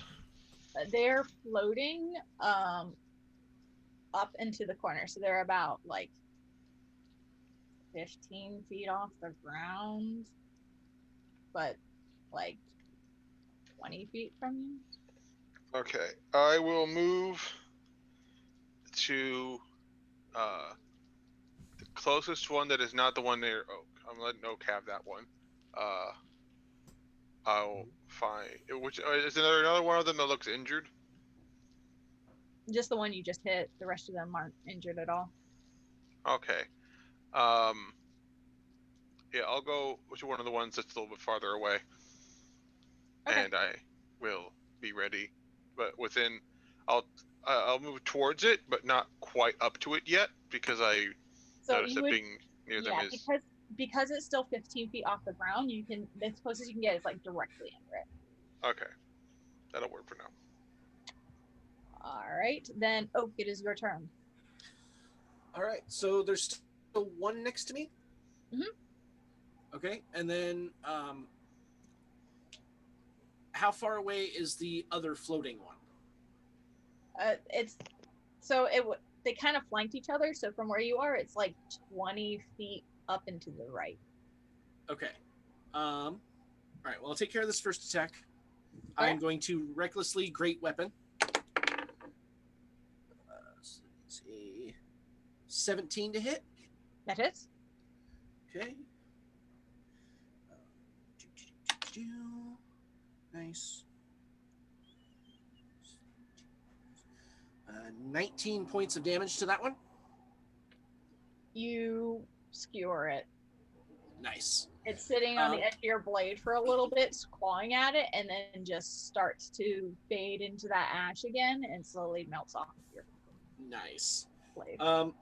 With my second attack, my glaive has a 10-foot reach. I was wondering if I could run and do a jump either straight up or towards it to attack. You can, but it's going to involve an athletics check. Okay, I will do that first. Athletics check. It's a 14 plus 6 is a modified 20. Yeah, that hits. Okay. Or that works. That works. Okay. Now you got to your attack roll. Yes.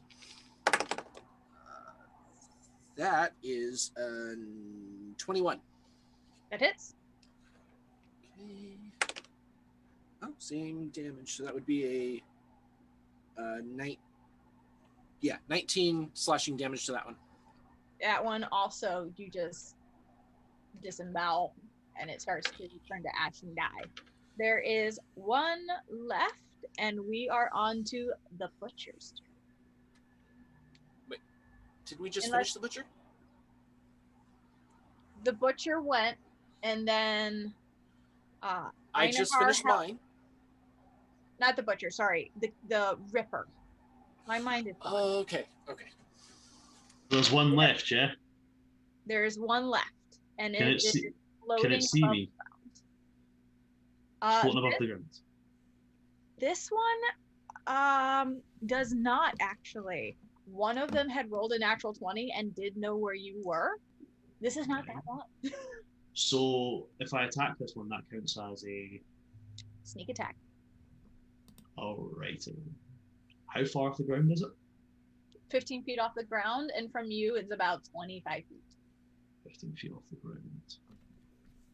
All I have to do is hit it. Right, okay, I got this. I got you. Right. So I'm gonna take my straight razor. Okay. This counts as a thrown weapon. Don't ask me why, but this counts as a thrown weapon. I'm gonna rub it up and down the duffel coat and just be like, "You've never failed me before, gorgeous. Never failed me again this time." And I'm gonna beam it straight for the one in there. Okay. I'm assuming this is works like a dagger where it's versatile. Yes. I will get simple finesse, light, thrown and range. Okay, that's fine. Roll your attack. So that is it. These horrific dice. Give me a moment.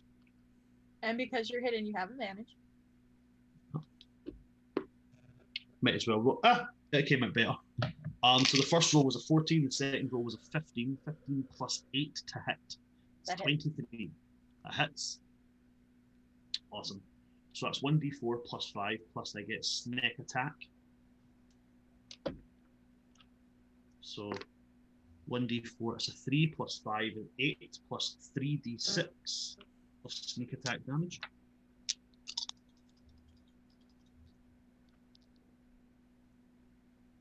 A 5 and a 2.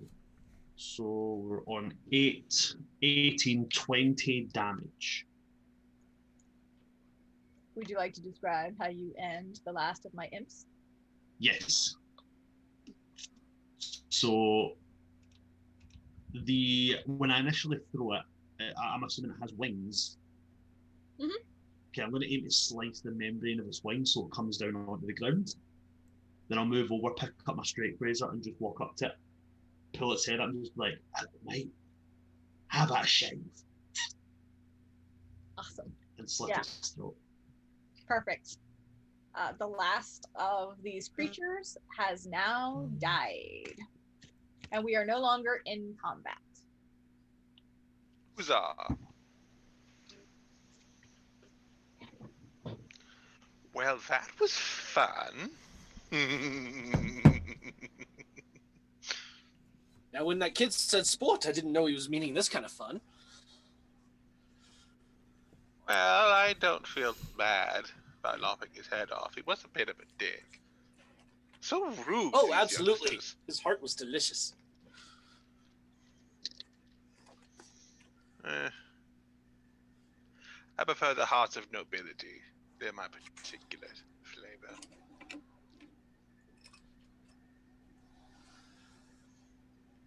Rutheia's still just comforting her pseudo dragon. Okay. In the same manner that Rutheia is comforting her pseudo dragon, Ripper is talking to his open razor, like just like cooing at it, like shh, it's all better now, it's all better. Yeah, It's all you all see this new creeptastic individual who's joined the group, thrown a straight razor at one of these creepy, impish creatures, and is now talking to his blade. Oh, does yours have a name too? He's gonna look up towards it. What? Your blade. You talk to it as if it is your child. It's much more than my child, mate. It's an extension of my arm. It don't have a name because it's part of me. It's part of Ohjk'Cda boy. It is. Ah, Jack the Ripper. You are a little famous where I'm from. Ah, well, nice to know the good name carries on. There's another in the arena where I came from before I ended up in this delightful place. There was a gladiator who had taken up your moniker. Unfortunately, he couldn't live up to the legend. But he was very theatrical, I must say. Put on a good show. That's about as much a kick in the bollock as Ohjk'Cda's willing to take. Well, I don't intend to end. I have no intentions to end you or any of these fine people. Certainly not the way I did him. Whereabouts would you be saying we is then? Because I know one thing, and this did not look like no Madison Street in Whitechapel. Well, Rutheia slowly leans to Ian. Do you understand what they're even saying? Because I have no clue what they're talking about. I hear words, but I'm lost. Are you guys whispering that, or are you? No, Yeah, yeah, I'm whispering that to. Yeah, we're just okay. whispering very quietly. No worries. That's good. That's good. something certainly is keeping us here, and it's not. I mean, it's to be completely honest. It's no. So far, it hasn't been any less dangerous than most carnivals I've been to. Just, it's more upfront about it. I appreciate that, Nolan. Alright, so at this point of the conversation, Einherjar's gonna try to step it. Now, don't get me wrong, I like honesty as much as the next person, but it's the leaving they get you with. No, I tried to leave before just to go home, get a nice slice of pizza, no pizza here whatsoever. And I attempt to go, and then I'm right back. That is a concern. As much as I And enjoy so, this like, place, I'm gonna leave. much as I enjoy this place, I am. That is a concern indeed. And he kind of looks around. Does anyone seem particularly upset that we just committed a couple of murder? Rutheia is upset that Noodle is upset. Well, that is noted, and that is fair. More around like employees that were around. Like, are the kids that were with this other punk peeking terrified behind a corner? They are nowhere in sight. The children that you saw, and I mean, they're not like little kids. They're teenagers, but they're nowhere in sight. And as you look at that head of the individual you decapitated, you notice that his teeth are extremely sharp. And that mask comes off, but the yellow glowing of the eyes that you assumed was part of the mask, you realize wasn't, and it was just him. And now they're just a dull golden color. You weren't human at all, were you? You also make a perception check, everybody. Cool. This isn't going to go well for me. Natural 20. Wow, I'm right next to you and I got a natural 1. 19 plus I'm 7, perceptive as 20%. shit, and Ian is worried about the pseudo dragon. Wow, that went better than I expected. Priorities. That's a 19. Okay. 19 plus 7, 26. 26? Okay. What 17. mod did I add? Sorry. You what? I forgot which modifier I add. Perception. I've got expertise in 3 things. 19. 19. Alright, so anyone who rolled an 18 or above, as you're looking around, you notice the relatively ordinary folk who are just drunk and having a good time don't really seem to be much in this part of the park. Now, there still are some of the more rough-looking individuals that are wandering around. They do seem to have, looks. None of them are like smiling, like big smiles, but there's that twinge of amusement to them all. They're all kind of creepy. Rutheia, with your natural 20, you notice a couple things. You notice that there's a few more of those posters that are lying around that, however you shift, it's like the Mona Lisa where the eyes are following you.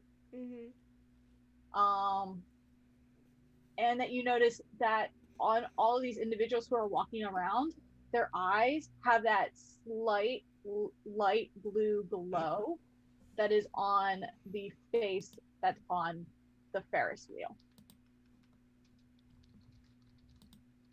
That's very creepy. You'll have to be more specific, dear. The eyes follow us. Eyes on the poster. Yeah, the eyes on the poster are following us. And also, all these people we've been passing who work here, they have those weird blue eyes. It's the same ones on the Ferris wheel. And not just the ones who are working, the ones who are wandering the park are not necessarily employees. They just have that glowing blue eyes. It looks like they're attendees who've been there too long. I think the people who have been here for a while, they suddenly become like really possessed and they can't leave. If we don't leave soon, we're gonna become like them. And then I Eldritch Blast the poster out of fucking spite. Well, I'm all for getting out of here. Make an attack roll first. Fuck, the first one is a 13. Second is... that was worse. A 12. That's okay because it's a poster. So its DC is really fucking low. Make another perception check. Oh, 3. Okay. Fuck. The poster burns away. To others paying attention to her doing this, see anything? I mean, you can make a perception check if you'd like. I would like to do so. I enjoy seeing things being set on fire, so I would be very attentive of this. Where is my thing? Where did you go? There you are. I'm glad you did it, because if you didn't, I was going to burn the posters. 17. 17? Okay. As the poster gets hit, you hear this slight, like a tiny little, like almost, I can't really do it right because it's almost like this echoey shriek followed by this like cackle that drifts off as the poster slowly burns away. I go up to another poster and I stab it with my sword. Oh, you're full of tricks, aren't you? The face on the poster twists into a deeper, nastier smile. Of course it fucking does.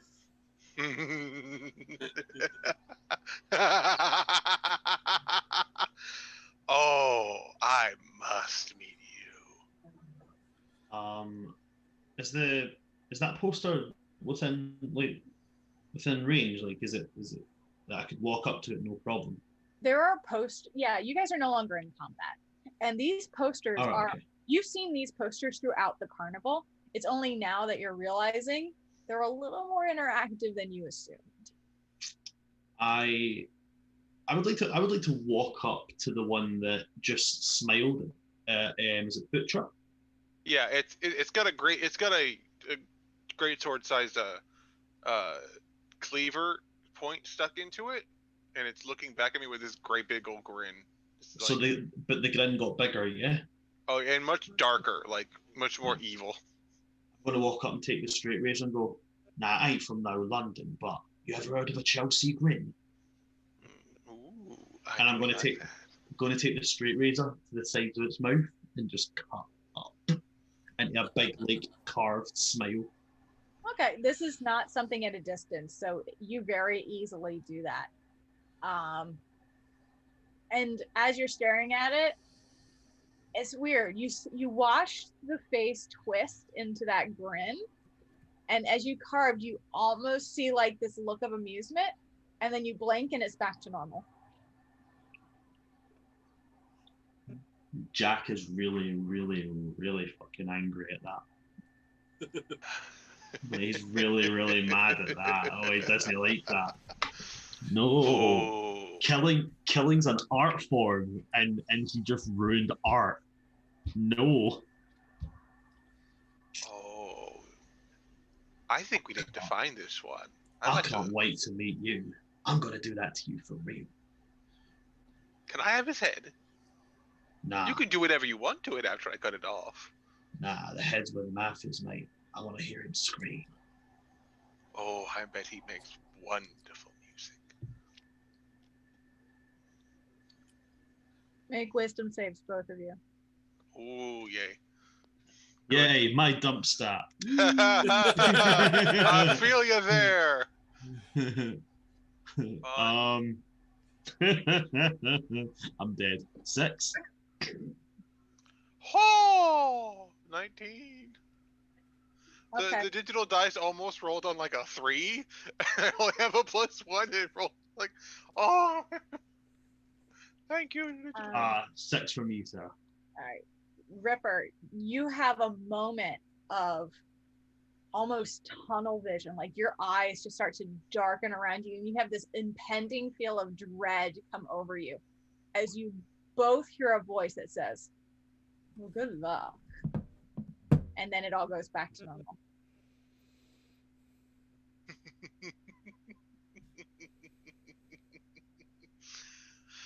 Ooh. That's made him more amused. He's a so Jack is obviously a complete sociopath as well as a complete psychopath. Mhm. So to him, emotions are just barriers that have to be overcome for the next It's a for new. the next hit, basically. So he's felt fear, which he doesn't feel. Now that he's felt it, he has to pursue that. Yeah, So that was a new sensation for him. this is just giving him fire. This is where he's like, oh, mate, you are going to regret this. Ooh, tingly. Did you feel that? Oh.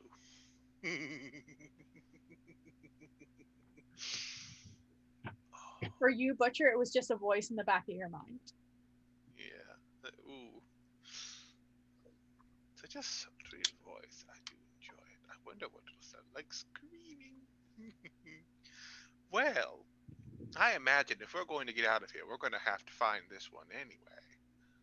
So, where's that old woman? She seems to know more about anything around here. She did say we had to do the rides first. Did we count this as doing the ride? You haven't even stepped into the ride to check it out. And all she's asked is for you to check them out and report back to her. So. I mean, are you stepping into the tunnel of love now? Probably must burn the whole thing down. But anyway, Somehow I don't feel that would work, sadly. I mean, keep me warm. Well, certainly would do that. I think our first note is terrible customer service. The staff were very unhelpful, but they were entertaining. They did startle a small creature, so yeah. One star. They did taste good. If I still got that head that I picked up, I mean, yeah. okay, I'm going to have carved a smile onto its face with a razor, and then I'm going to turn around and go, absolutely terrible service. Look, the smiles are just bloody fake, mate. Noodle shrieks in horror. I like He you. shrieks in horror and ducks into the hood of Rutheia's cloak. Can He's going to go, I just say, I kind of love the fact that most of you, not all, but a lot of you have created just generally evil characters in a horror campaign setting.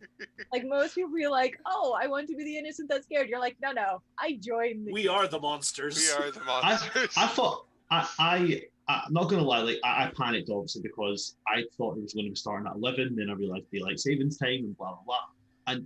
And when I looked at it, because I saw what I assumed was Butcher, and assumed that, oh, we must be basing the characters off of horror, like legends, because I thought that was meant to be Jason. I was like, shit. Nice. I built like a paladin who was going to be trying to rescue people, and then I was like, shit, nah, man, we've got to be serial killers. So I was like, well, awesome, Jack the Ripper, it's the go-to. Either way, it is amazing, and I'm here for it. Yes, like Rutheia is chaotic neutral, but her pseudo dragon is neutral good, and she is pissed off at all of you for torturing him with all this. Oh, Ripper's straight up chaotic evil. oh yeah, so it's Butcher. Chaotic neutral, so it's more like, I'm not gonna go out of my way to kill you, but if you deserve to die, I'm going to kill you. Like, I would even say chaotic evil covers Ripper. Ripper's a line is just Jack the Ripper. Like, I'm a messed up asshole who just likes killing people. That is, I kill people because I like killing. That's just it. This is fun. This is So already you're doing Jack the Ripper as if it was chaotic evil. Jack the Ripper was definitely chaotic evil. Oh, I have to. And then there's me, the chaotic good one. So two things. First off, does anyone explain to Ripper the request you were given by the gnome? No, Rutheia Oh, we haven't.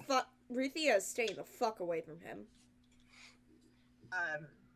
Einherjar's kind of sticking by Ian and Rutheia because they seem a little less murder hobo-y. Speaking of murder hobos, Oak walks up to the other murder hobos. Hobo, I was a doctor. Fine, Or at least- murder You doctors. can still be a hobo. At least so they think. You can still be a hobo. Dun, dun, dun. Hobo doctors are a thing. Both read Shall- cats in high school. I still can't Shall get we over the fin- fact I cannot get over the fact that Face ID has no idea who I am at the moment. I wonder why. What could it be? What could it possibly be? Caw. That's what Ellen said. Thank you. I did not think of the crow. I just found something on Pinterest. I promise. It's cute, honey. It looks nice. It's just a happy accident that you look like the crow. Like I said, it got so much worse when I gave myself a center part, but it's fine. Moving on. The second thing I had to ask you guys is, are you entering the Tunnel of Love? Oak would be yes. Yeah. After mentioning to the other murder hobos, Doctor, So they think. that Everything we should finish checking this out so we can get the hell out of here, or at Yeah. least strangle that goddamn gnome. Every time somebody names a profession, I'm just going to be like, so they think. Yeah. All right. So does everyone enter? Yeah. Okay. Yeah. So you walk in past the sign, past the open tunnel, and it's pretty dark in here to begin with. It has like some light red lighting throughout it. There is a wooden platform, and like I said, this ride is currently under construction, so it's not in use. You see off to the side and kind of cordoned off what look to be swan boats. And the water catches you very quickly, because as you look at it, and as you look at it, the water is red, but it's not thick like blood. It's still liquidy. And you walk into this room and you're hit with this smell of old wine mixed with decay. Nope. I'll feel So that. the walls have this red, strange texture all the way up and along, and it's rounded. And you look at the tunnel, and there is a map as to what this tunnel looks like, and it looks like the map looks like the river was created to look like an anatomical heart in this Tunnel of Love. And there is some wood scaffolding as they have been built, and you can see where these creatures that you heard banging earlier have been breaking the scaffolding. So they weren't constructing anything. They were breaking shit.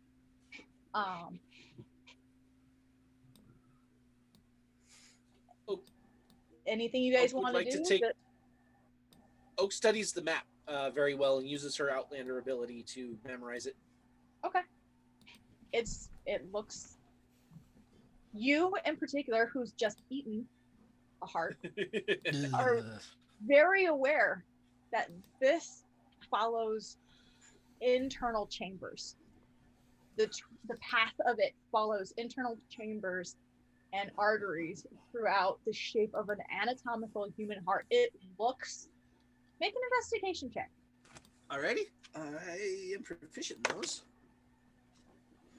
19 plus 5 is 24. It's insanely accurate. Almost impossibly accurate. We're walking through an impossibly accurate heart-shaped tube. Like an actual human heart. And I hold up the rest of what's left. Now, we're inside this. Yeah, right now you all are standing on the platform. Are you going to try and unchain and get in the boats, or do you want to try to walk through the I'll unchain river? a boat. Hold on. While Oak's looking at that, I want to. How dark did you say the room was? It's dimly lit, I would say. All right. I kind of want to touch the nearest boat and cast light on it. Okay. You touch the light, and the whole chamber lights up, and you can see the water now is very obviously very red. I was afraid of that. and it's moving at a decent pace, but it's not thick or coagulated like blood would be. Okay, thank God. I was really afraid that's where you were gonna go. I'm like, don't do it, don't do it. No, it's wine. Funny. As you also light up this chamber, that weird texture of the walls is very off-putting. If anyone wants to make an intelligence check, they can. Can I make a medicine check? Because I have expertise. Ooh. You may. Ooh, I would that- like to make an intelligence check. I will do so. 19 with the modifier. 18. That is an 18 on the die, plus, pardon me, 18 plus 7. So, Okay. 25. I got an 11. No. Oga's like, no. Okay, it's like, I don't have intelligence. I rolled a 6, basic intelligence is 2. So 8. Okay. Okay, yeah, this thing is weirdly accurate in terms of the past. Like, that's super clever that they did that. Anyone who rolled over a 17 on an intelligence check thinks, okay, I just got your message, Paige. Anyone who rolled over a 17 on their intelligence check kind of sees a similarity in the heart that Oak is holding and the wall's texture. Ripper, as you're looking at this wall and being as a former doctor and a scientist as you are, have no problem reaching over and kind of touching at the heart. Walls, that's a fucking heart. It's an actual heart. And you can almost feel the slight thrumming to it. Well, lads and lasses, oh, Jackie's got a story to tell you all. I rolled a Wait. 19 and already ran out of there. Just fucking gone. No. I'm here as not ready to be inside of the arterial bits of anything. I have left. I probably had a panic attack.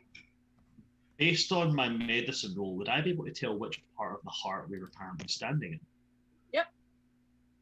You're in the right ventricle. No. Awesome. We appear to be standing inside the right ventricle of a gigantic heart. Nice. You also know that anatomically, even though its size is absurd, this is a human heart. By some fantastic process, we happen to be inside a human heart as well. Which means... So we're in the right ventricle.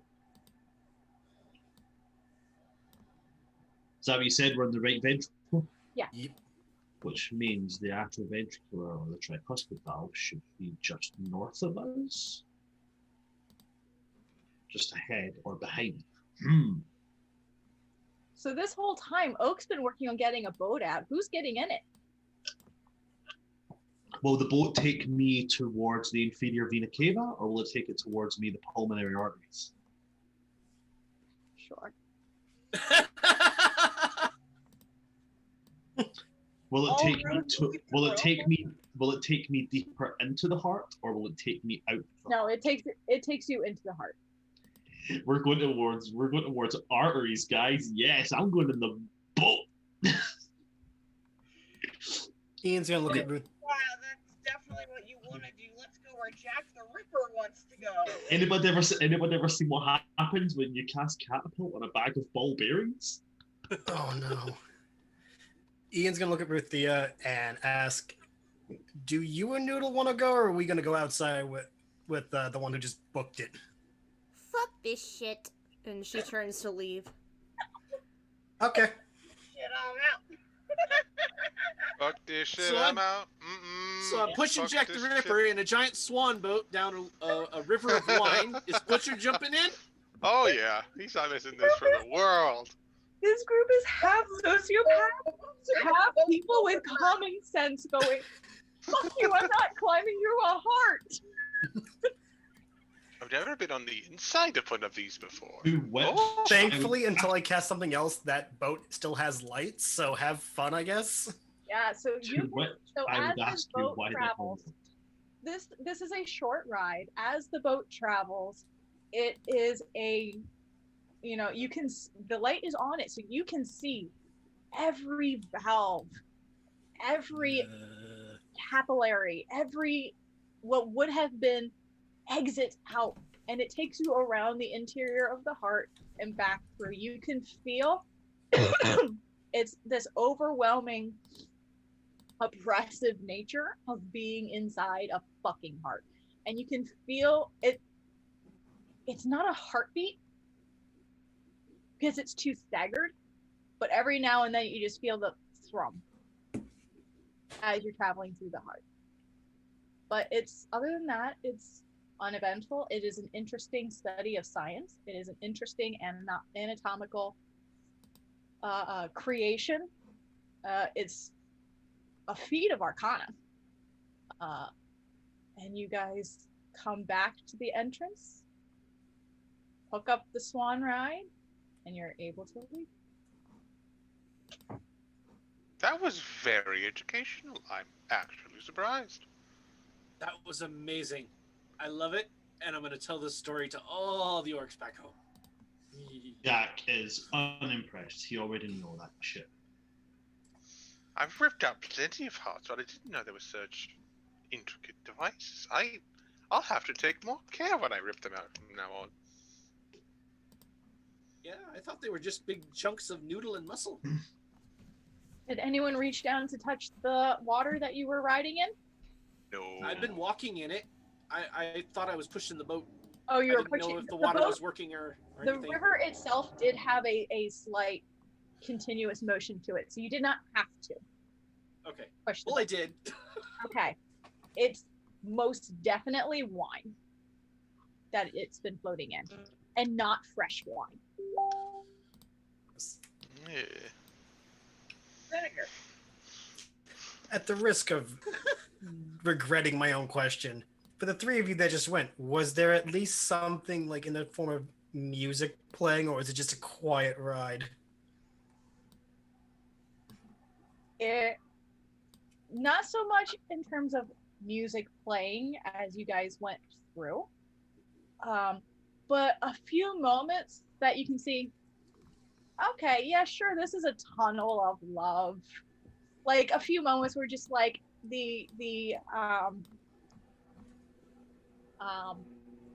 like you hit a trigger and like giant prestidigitation, like hearts and fireworks explode. You assume that when the ride is functional, there's probably music.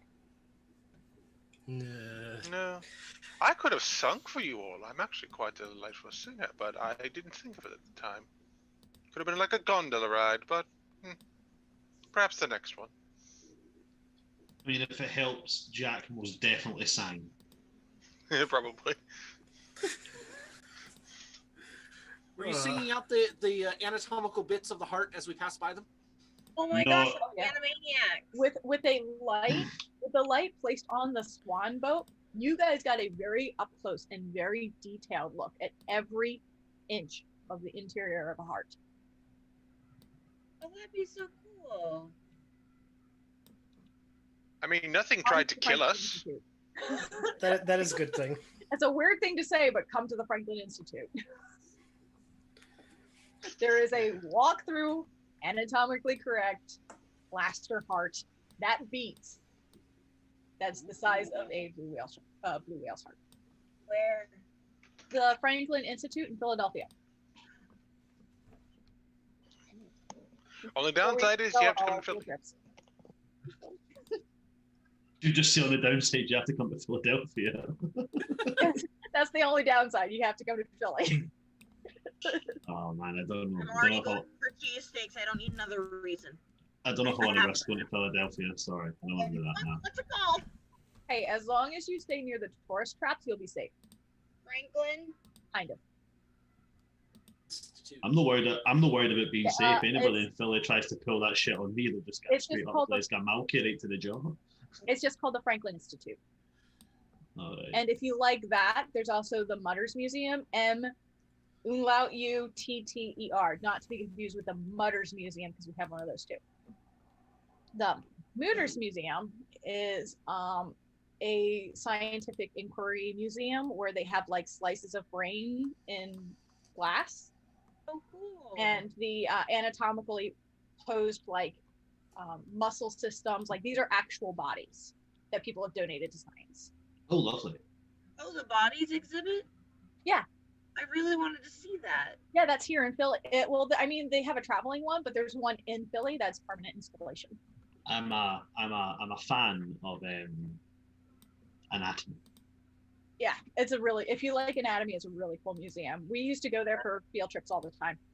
Beth has a pig's heart that she's had preserved since she was in, like, first couple of years of college. It's just in a jar in our living room. It's so cute. It's only this big. So Jerome's sister is an epidemiologist, and when she graduated from college, they held their graduation there. Neat. So anyway, those of you who are on the ride, come out. Anyone who decided not to go on the ride, what have you been doing in the meantime? Ian was making sure that Noodle, Rutheia, and Eleanor are okay, because one stormed out a panic and the other one was just like, fuck this. I noodles. I know. Einherjar was going through an existential crisis of, holy crap, if that's alive and that's real and all that's happened, and I didn't know that it wasn't blood yet, so I'm basically on the assumption that the whole thing is real when I left. Yeah. If that's real, what other fucked up shit is here, and how much do I have to kill in order to get out? Rutheia has taken her broom of flying off her back, is just sitting on it hovering. As she has Noodle like in her arms, fucking baby style. She's just petting him and just talking to him. He's calmed down a bit more. Okay. All right. So you guys all reconvene. There is still, and since Brandon missed these descriptions, now that you're back in the center of the cavern, the tunnel of blood was to the left. In front of you is a giant Ferris wheel that has the image of that clown face that you've seen on the posters is right big in center with glowing blue eyes. And spinning around it is the Ferris wheel itself with all these eerily lit lights flipping around the whole Ferris wheel. There is a single kind of spacey and out of it individual just constantly pressing the button to keep it going and stopping it. There is a line of those weird individuals that you've seen around this part of the carnival that just look like they've been here too long.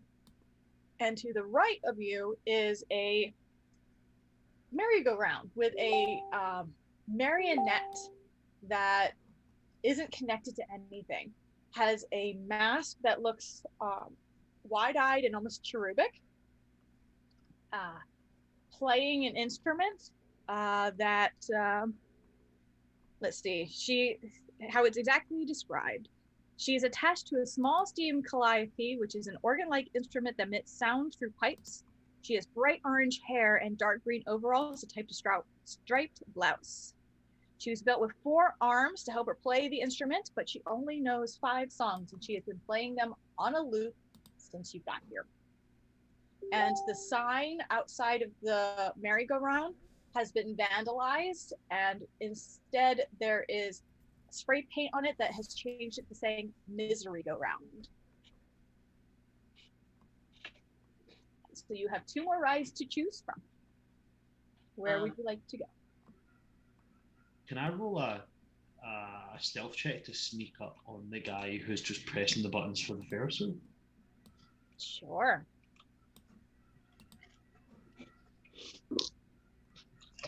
So that's a 12 plus 10, 22. You snuck up on him. Okay, can I see the controls he's using to do whatever? Sure. It's a you peek around his shoulder, and it's a metal like box with a single red button in the middle of it, and every couple minutes he just presses the button. Wait. So there's no button to make it go faster. Nope, it's just one single button on a controller. Oh, feck it. Can I slit his throat?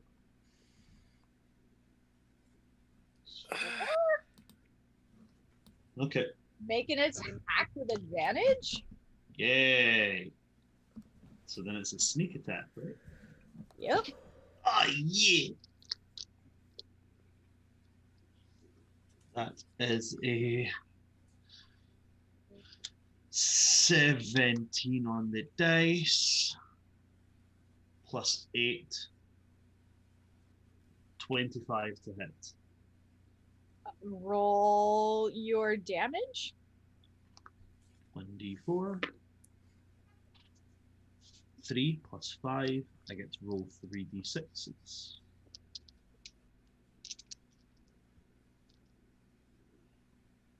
Six, a 4, and a 4. It's 14 plus 8. 22. So you run that blade across his throat, and he gurgles a little bit, and then slips out of the stool and falls to the ground dead. Cool. As you're standing over him, is there anything you wanted to do or no? No, I just wanted to press the button and make sure nobody else presses it to stop. All right, so you press the button, and you're just standing there? Yeah, I just want to keep the Ferris wheel going around and around and around and around and around and around. As you're standing there, another figure comes out of the line, this time female, but similar dead stare, comes up and sits down on the stool and goes to push the button. I don't like these people. I don't like that they've ruined my fun. I'll just stamp away, like, angry. Okay.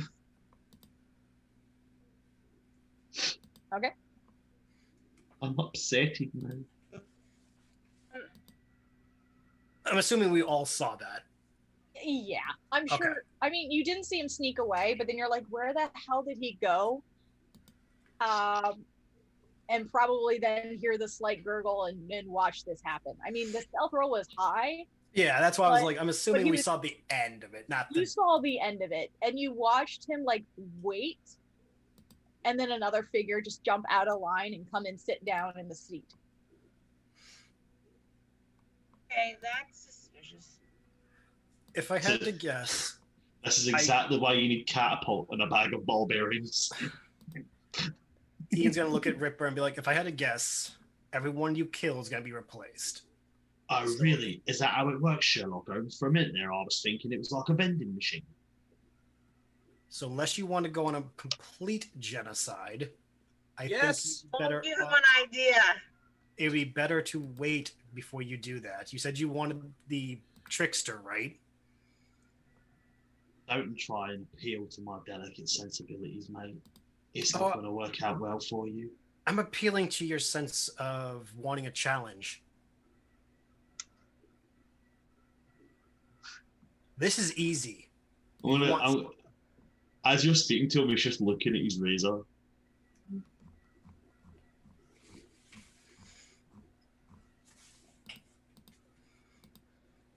Because these things aren't fighting back. You want something that's going to fight back, or at least be worth the time. Probably best to go through this and just figure out the end result. Oh, and I guess you figured old Jackie boy out, have you? You've got right down to the nitty-gritty parts of my brain, haven't you, mate? I'm just taking a stab, pun excluded. Maybe you stop taking stabs, and I won't have to.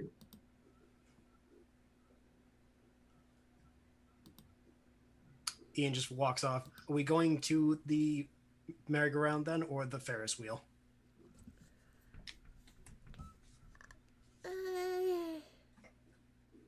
I'd rather not go on any of these rides. I don't blame you. One of them I'm already against because I'm not a fan of heights. Well, I'm okay with heights, and I say as I sit on my fucking broom. I'm just like sitting on it like lady style with my legs crossed, and I'm just baby rocking my little dragon. Question. Hmm. Have you tried leaving using that thing? Pointing at the broom that's floating. I didn't think of that. I could try. Do you... I carefully set Noodle on Ian's head. Give me 1 second, and then adjust myself and head up. You go straight up? Yeah. That's cool. And I try to get I first pause to get an aerial view of how big this carnival is. Okay. So you get up, we'll say to about the top of where the Ferris wheel sits to take a look around. Mm-hmm. Which helps because I actually have something for this. Jack's crossing his fingers hoping she falls. You see the Rutheia before you, including the domed big top tent and a fun house in the distance. Uh-huh. Between these two buildings, you see this giant dirt plot, and as you look out, there's a bit of like some decrepit stone structures, and beyond that, all you see is mist. That's concerning. Let me check and see how fast my broom can go again. Has a flying speed of 50. I'm going to just dash with the broom. So 100 feet. I'm just going to dash in the direction of the funhouse, see how close I can get to the mist before possibly being bamfed back to the group. So you start heading towards the fun house? Yeah. But I'm like I'm not diving down to it. I'm like just heading straight. Okay. You float over the carnival for a bit. You see the revelers, you see the less reveling individuals. It doesn't take too long before it kind of does like that video game thing where everything seems like a mist. And then next thing you know, you're coming from the opposite direction that into the carnival again, back towards the group. That's very weird. I dive back down to the group. Okay.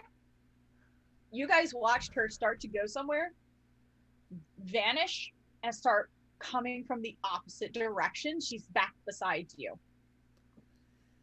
Okay, good news and bad news. Good news, really decent sized carnival. There's a big top over there. There's a fun house. Bad news, this is really magical mist that if you step through it, poof, you're just gonna be walking right back in.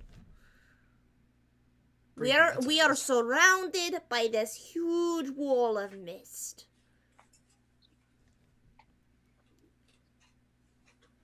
Legends always said to stay away from the mist. Is some weird, freaky teleportation magic going on with that mist. Well, that's concerning. Well, we also learned that it's not just people that come right back, it's objects too. Would have been a very unfortunate re-entry if it didn't take your broom with you. Would have flown. You would have learned. You would have been having to learn how to fly very quickly without it. Fortunately, you are back safe. Not sure how safe I feel with this group, but thank you for the sentiment. That is entirely fair. Well, I'm gonna be 100% honest. You're not safe with me. Oh, I already know that. I watched you devour a man's heart in front of my poor dragon. He's traumatized because of you. Dragon. I'll take out one of my gold and flick it towards the dragon. There, I hear dragons like those. This is Noodle hisses at you. At this point, I'm just gonna gently take Noodle from my head and offer him back to Rutheia. Yeah. Can I just say say a cradle's everything noodle. Can I just say this is everything I wanted in my Halloween? Everything I wanted in my Halloween. I love you all. Happy to oblige. All right, so which This direction is do you totally go my for? favorite now. I just couldn't keep my hair on. It hurt. I Of the two couldn't keep options- my wig on either. Fuck that. Yeah. I'll say this though. You went from Wednesday Addams to a chick from Coven, American Horror Story Coven. Right. Like immediately you've joined the Coven. Thank you. I feel like the head bitch from that group, the one that was like, and now we're gonna kill you. Like Not the one that lives, the one that's in the asylum.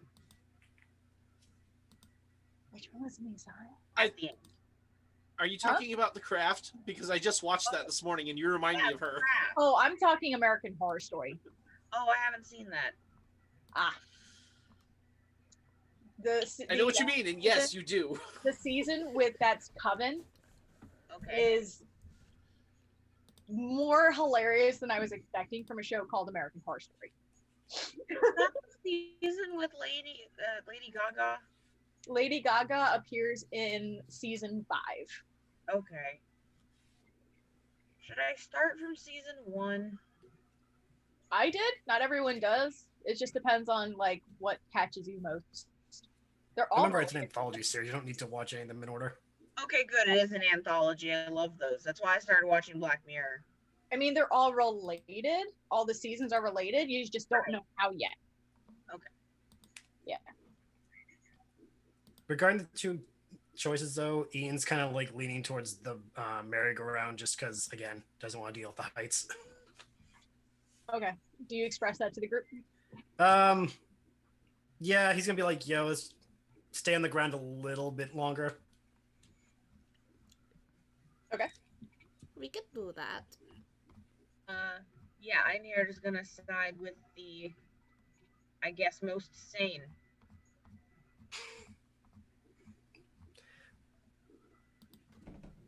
What about the murder hobos? What do you three want to do? I heard genocide earlier. I want to do that. Well, we lost to Brandon. Oh shit! The Ripper went poof. He is hiding. Because I'm screen sharing, I can't like flip through all the faces, so I wasn't sure if everyone was here or not. You know, I just noticed it too. I just looked up at the screen. I'm like, hold on. Did he message the group? Not that I've seen. No. Left about 2 minutes ago. His internet may have completely just. Yeah. Hopefully, a bunny didn't get the wires. Oh no. Damnable rabbit. Here's the thing: he's still showing up on Astral. He's just not showing up on Zoom. Oh, that's peculiar. And I don't have a notification for someone trying to rejoin.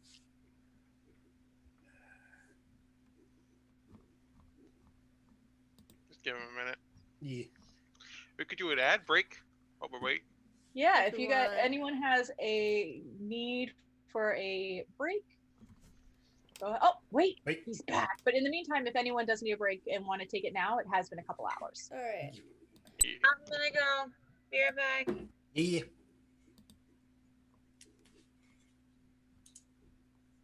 Murder Doctor is back. We were wondering what happened.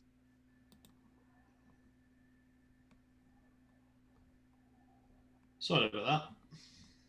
Did the rabbit chew through the wires again? No, my computer crashed. Oh, that'll do it. Yeah. Well, I think I if might anyone take this bad boy and get serviced. needs a quick break, go ahead and take it now. I will be back. I'm gonna go grab myself some alcohol, and then Yes. Doctor said you can't have alcohol. This is alcohol. I think your computer. Can you not hear us? He took off his headset. Never mind. It's break time.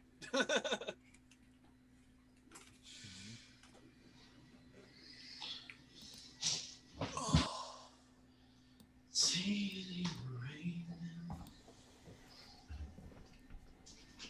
Ugh.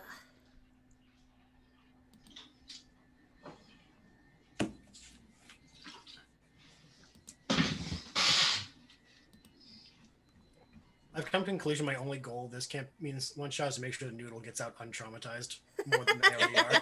Like that's my only concern at the Good moment. goal. That's a good goal.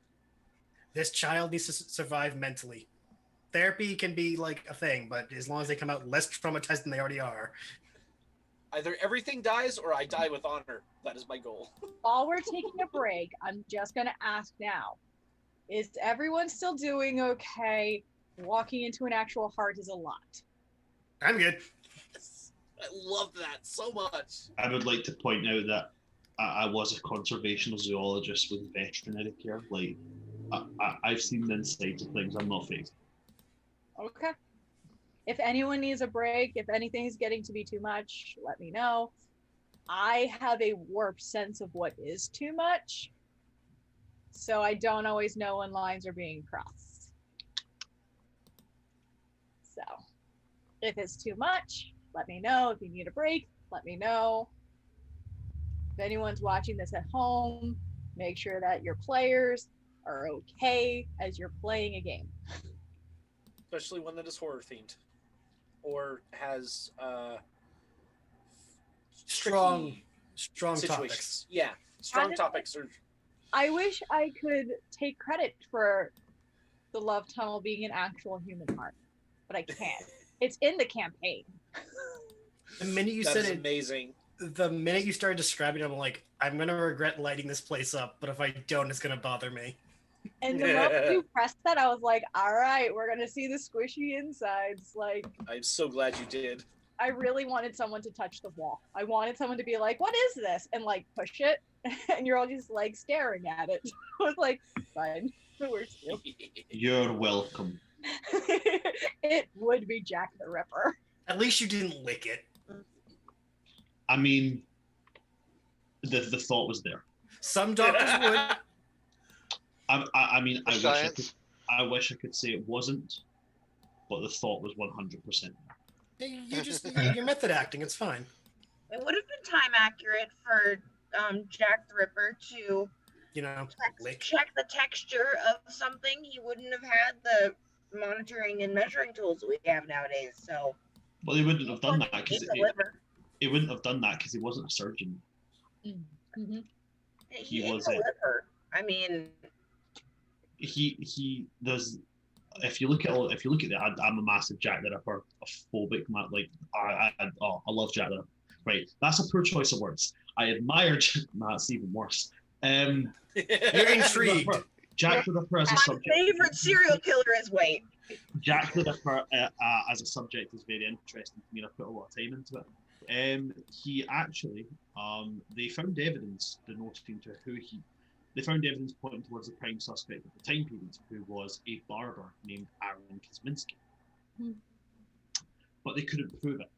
They managed to get a deep spectrum analysis of particular evidence that was found there, but it took several years. And in 2019, it came back as about 98% conclusive that Jack the Ripper was a barber who was killing prostitutes because they were unclean and unholy. Now that's also because I saw another thing where they had DNA relation that that's the guy who they think stopped because he got sent to an asylum, correct? Yeah. Yeah. So they think that he they thought he had stopped, but one of the timelines of the killings doesn't match up, and they think that the final victim that they found was actually killed much earlier, and because of access to what would have been essentially early time Barbicide, which even now Barbicide is a pretty nasty chemical concoction. Saying this as a barber, he may have been using this to slow down decomposition rates on his victims. For me, I think while I find Jack the Ripper a fascinating study of human condition, when it comes to serial killers, the one who I've been most fascinated about is H.H. Holmes. to. I mean, if you're going to talk serial killers and talk about the top tens of serial killers, he's definitely up there. I mean, he built a hotel with a specific design of how many people can I kill. That takes a level of evil that should never have existed. You got to give the man props for like overestimating on how good he would be at it. Like, how many would I kill? I'd estimate enough to fill a hotel. The only reason why H.H. Holmes even got caught in the end is because he stopped killing randos and started killing cops. Oh yeah, I mean that's why, because he stopped killing random people and teammates and people that he was going to do scams with, and he started killing police officers and federal agents, people who were investigating him, and they were like, hey, we sent Officer Jones there to check on that Holmes fellow, and he never came back. It's as a consistent watcher of Criminal Minds, and this, you know, the studies that they've come up with, the information they come up with when they put out that show, just the idea of he switched from transients to people who had actually missed, and that's always the first mistake. Patterns and low risk victims. That's the only reason why Elizabeth Bathory was ever punished for her crimes, is because she stopped picking up girls off the street and poorer women and started using nobility. Otherwise, she would have been fine. Yep. I mean, at least in her case, everybody knew, but still. They knew they couldn't prove it. Also, I found the perfect audio for all of this has been going on. Oh God.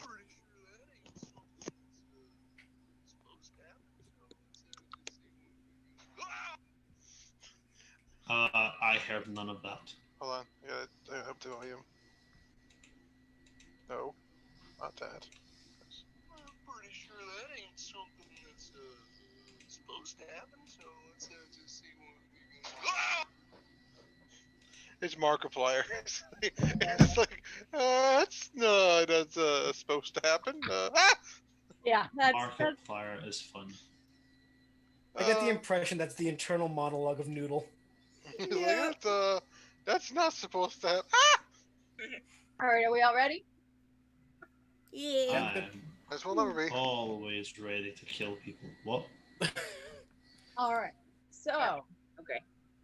You now turn your attention towards what has been dubbed the misery go-round. You go through the little gate, through those iron bars that are always outside. What seems to be quite an empty ride. It doesn't have much popularity, probably because it's the same 5 songs over and over and over. So you approach, and sitting in front of you is that red-haired marionette playing the song, and she looks at you and just goes, "Were you after a ride?" Yeah, Ian says, like, reluctantly as hell. Step aboard. I'm going to stop screen sharing for a second to make sure I did this map right. Give me a second. Okay. Rutheia will follow after Ian. All right. She has her broom strapped to her back again. Yeah. Going in. I need to. All right, I'm switching to edit mode. Can you guys see that I? No, you're. Wait. It's still what it was for me. Yeah.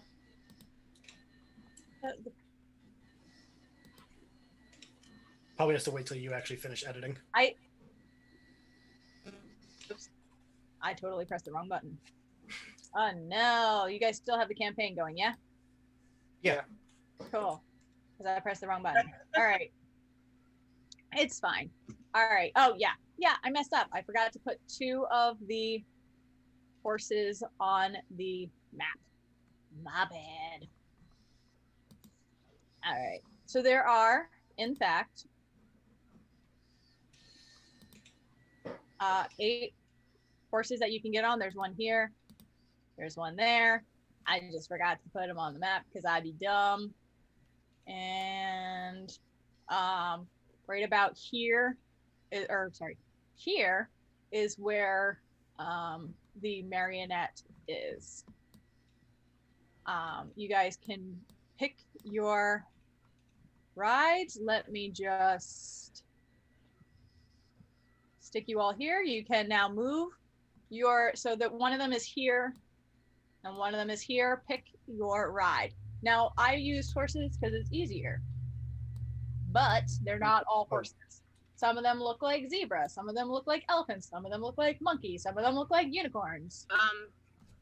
I want to get on a Sarah, unicorn. I need you to move my person for me. Oh, yes. Rutheia. And Where would you like to go? I was gonna follow Ian. All right. So that one? Okay. Yeah. All right. Ripper and Butcher, where are you going? I'm I'm getting going on a to watch. unicorn. I am not getting on. I am going to watch. Okay, so you're going to watch the ride? What are the Yeah. what are the things made of that we're sitting on? Is it just like I'm afraid Wood. of the answer. wood, plastic? Make a Bone? perception check. I Yeah. don't like that. Would medicine help it? Sure. That's fun. You don't know. That's an 18 on the die. And that's a +7. 25. They are, in fact, living creatures. As you climb on them, you can feel the fur. It's weird because that post is still there in the middle of them, but they don't seem to be bleeding and they don't seem to be bothered, but they are, in fact, living creatures. I need to ask this purely because I've seen things in voice in chats recently, and I can't remember if the Dragon Age Inquisition chat was in this chat or not. Is this a unicorn or is this a thing with a sword shoved up through its head? Oh, it's totally the one from Dragon Age with the sword that goes. Yes. I know what I'm stealing when I get off this raid. Right? Keep it. Okay. All right, so you've all picked your rides. And the marionette starts up her instrument and playing, and this eerie tone starts to play as the ride begins to spin. Everything seems to be going relatively normal, like the average merry-go-round, if not a bit creepy. And all of you at this point are able to feel that your rides are living creatures, despite having a fast? giant stick skewered through their bodies. How fast are we spinning on the outer edge? I mean, the average speed of a merry-go-round is not Okay. terribly fast. Kind of wobbly, but it's not too bad. As you are riding, you hear this mischievous laughter coming around, and the 3 teenagers that were hanging out with the one that you decapitated Oh no. are now clambering onto the ride and laughing. The one Yes. takes his baseball bat and swings it as he climbs on and smacks this particular creature, and it starts to buck, while another one comes up and chucks a rock at the one that Rutheia is riding. Rutheia, real quick, make me a dexterity save.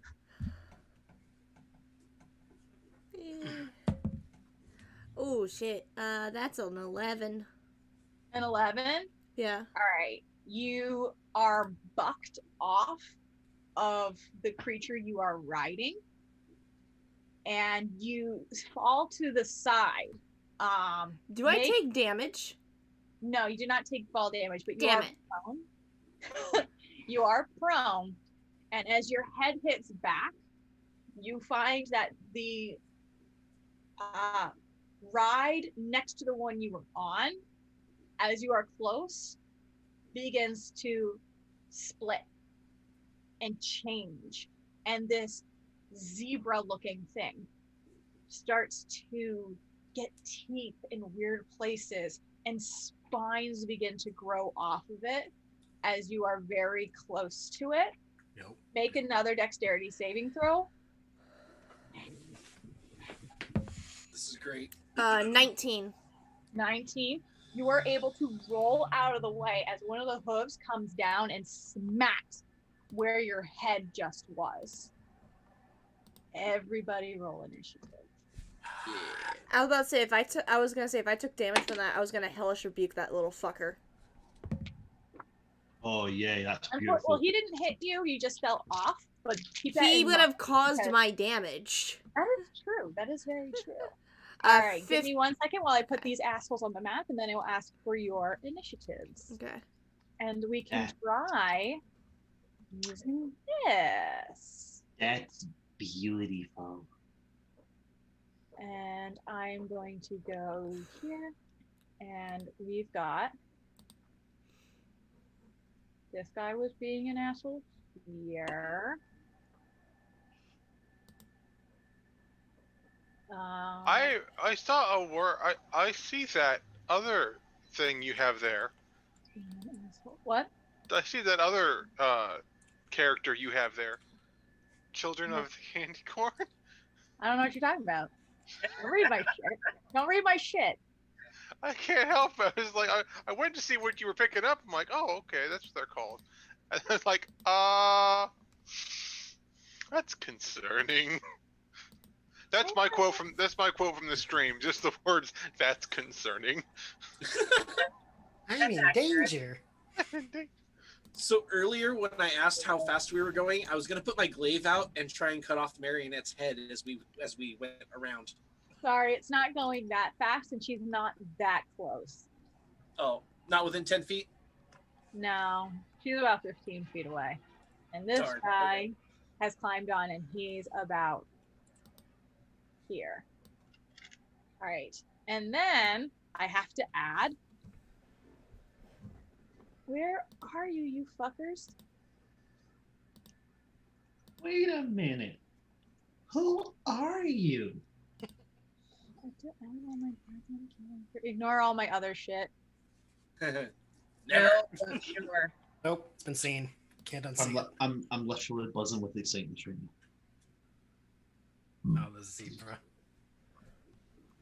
I'm gonna do some shit. He The can't- zebra.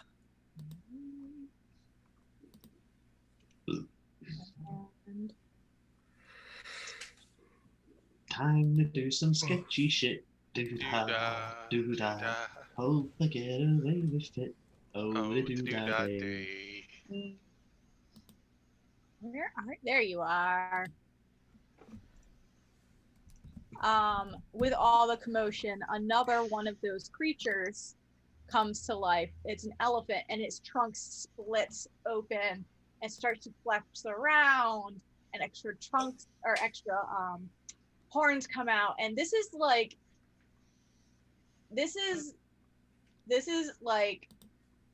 Resident Evil dog shit. That's what I was afraid of. Oh. I love those things. I will. Ah. All right, so they're called animalgamations. I'm just telling you guys, add it off of the table. Amalgamation. Oh, I love that. Animalgamations, which is hilarious as a name. And they do not show you a picture of an elephant animalgamation or the zebra animalgamation. They show you a picture of the monkey one. So I'm going to show you the monkey. You have an idea of what I mean by this fucking monstrosity. Where is it? Am I going to have to do it on the computer. I'm gonna stab it in the face. Do-da, do-da. Taking a minute. Oh, burning down the whole place is starting to sound better and better. Catapult a bag of ball bearings straight into its mouth. Straight Alright. into its mouth. Straight into its mouth. It won't let me turn off my thing right now because I'm sharing my screen as bullshit. We changed it. You take a picture of it and send it to the group. I'm going to, yes. Because at this point, that's what I'm going to have to do. Because you can't see it very well. It's horrific. For those of you who are at home and want to see what the hell I'm talking about, you can actually Google HECKNA and amalgamation, specifically the monkey one, and see the horror that these idiots are facing.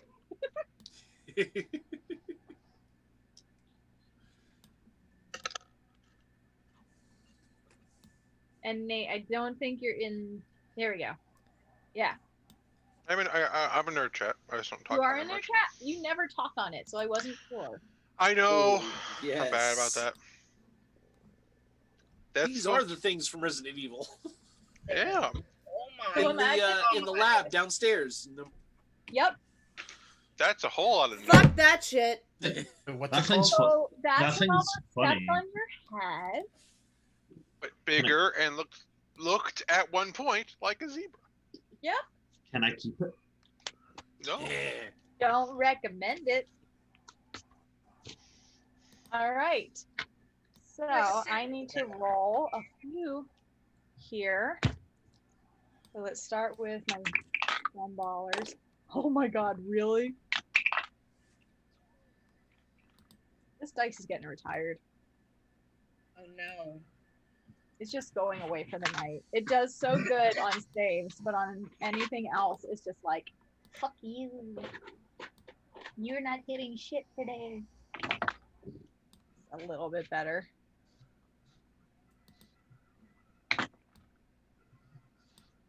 That one's decent. All right. Let's start with 25 to 20. 21. Oh, 24. 22. I rolled a nat- 19. I rolled a nat 20. All right. Oh, what was yours? 21? 21. All right. So, and then I heard 24, 22, 19, which technically I didn't call yet, bitch.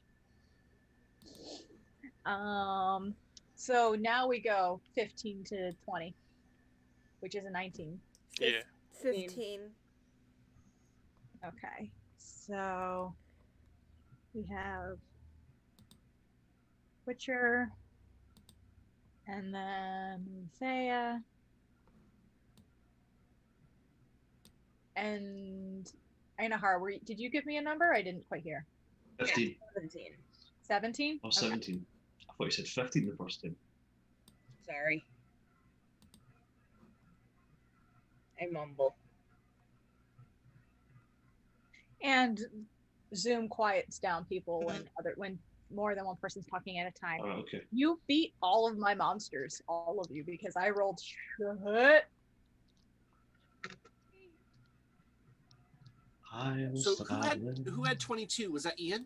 Yep. Okay. And then Einherjar had 17. What did Rutheia have? 15. Okay, thank you. And now I just need to pull up all of my stats. Secret is.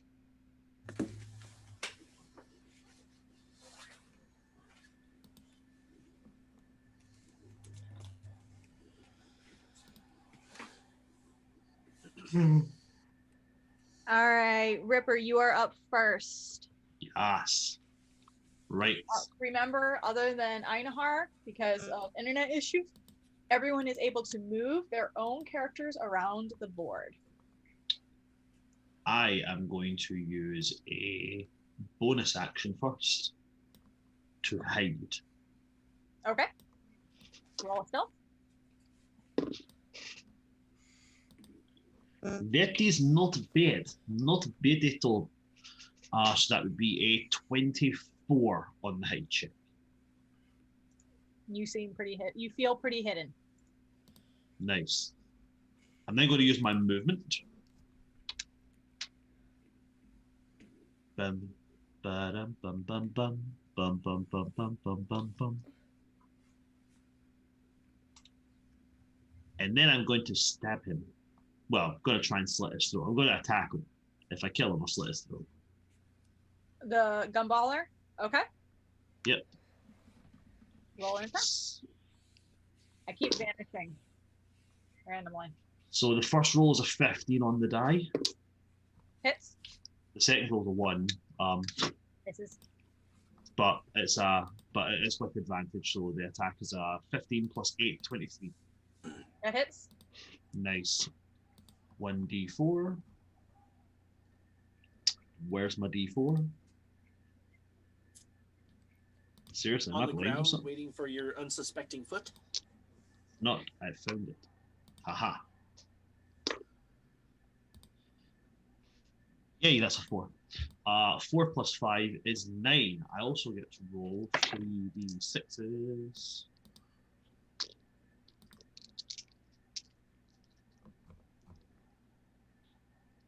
It's 9 plus 9 plus 17, 26 damage. Okay.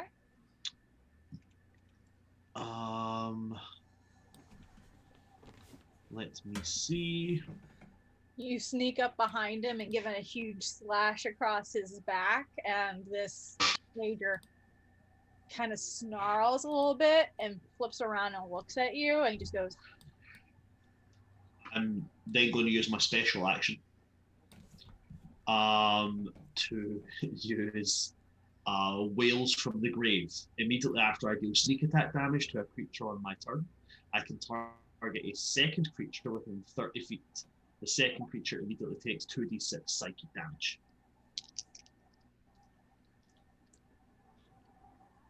So the second one, I will target. it would have to either be the zebra or possibly Gumballer too. I was aiming for Gumballer too.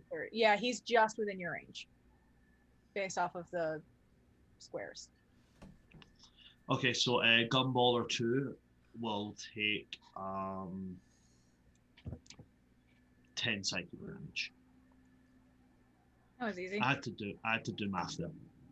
Hey, it makes my math easier when you have even numbers like that. I don't like math. Math is not good. I figured I'd help Rutheia seeing as I keep scaring our dragon. I love how many people who hate math love D&D. Yeah. Right? It makes It's like a thing that goes hand in hand. Like you gotta do it. You gotta love D&D, you also gotta hate math. one of the people I play with is a math teacher, so she's just weird. That's my turn done. I need to jump into the room, so I'll be back. Okay. Next we are up to Ian. Ian is going to the one that Ripper just attacked. How close is he to it? 5, 10, 15, 20, 25 from Ripper 3 and 5, 10, 15, 20 feet from Gumballer 2. Okay. So each square that's on the grid is 5 feet of movement. Okay. And then Yes, 50. diagonals are counted by counting the blocks next to it, and instead of diagonal ones. Okay. Okay, that's for that. You said each block is 5 feet? Yes. Okay, so 1, 2, 3. And just in case anyone's wondering, I'm not having any sort of downside for climbing on and off the back of the carousel animals, because that would be mean. All right. The zebra thing. If The zebra and amalgamation? Yeah, that thing. I'm going to cast, if I can, blindness and deafen on it. Alright.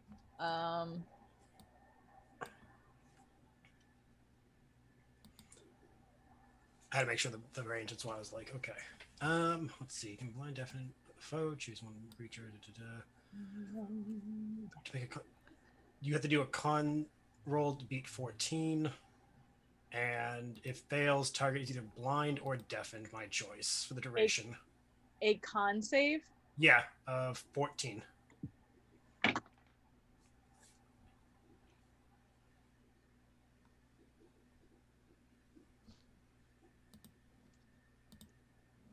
No. It is. Which one did you pick? I'm gonna blind the bitch. Okay.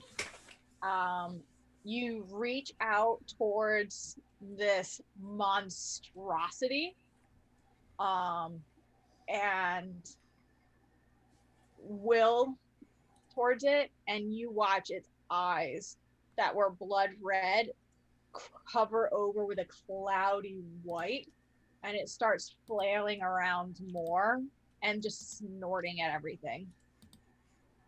Excellent. Let's see. I think other than that, I'm going to do. Actually, that's all I can do for the moment. Okay, never mind.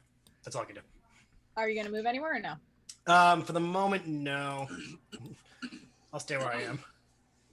All right. There's a way. No.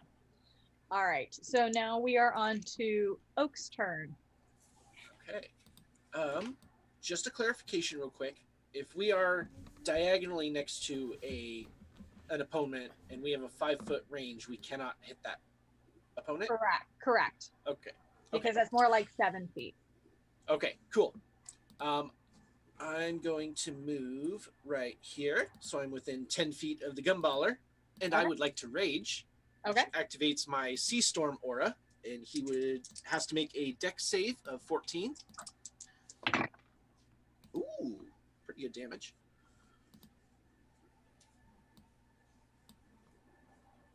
His dex isn't terrible, but he still only rolled a 13. All right, so he takes 9 lightning damage. And with my glaive, which has reach, I can attack him from here. I would like to recklessly great weapon attack. Oh boy. Okay, so 3 plus 1 is not going to hit. That's a 4 for the first attack. 4 total? Yeah. And not gonna hit. So 17 for the second attack. That hits. Awesome. So I get 1d10. 7 plus 15 is 22 slashing.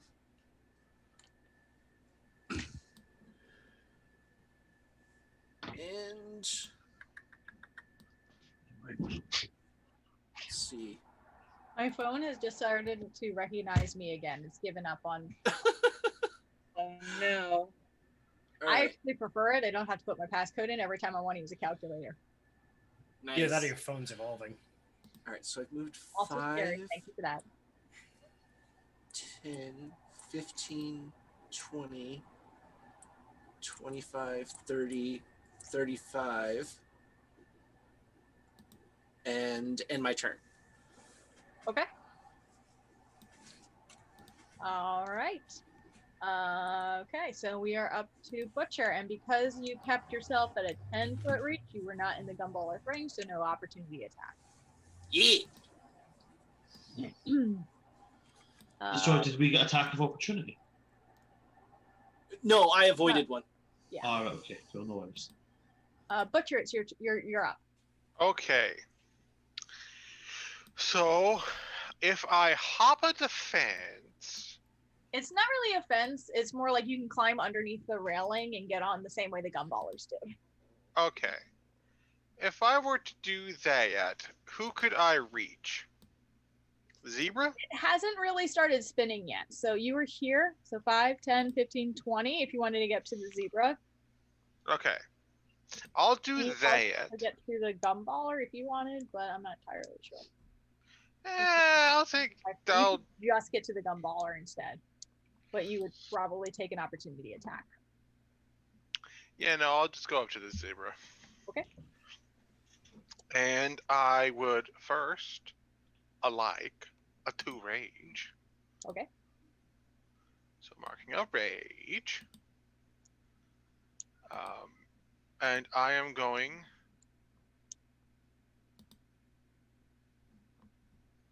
to attack. To smack it in the face. That is a 17. Hits. Awesome.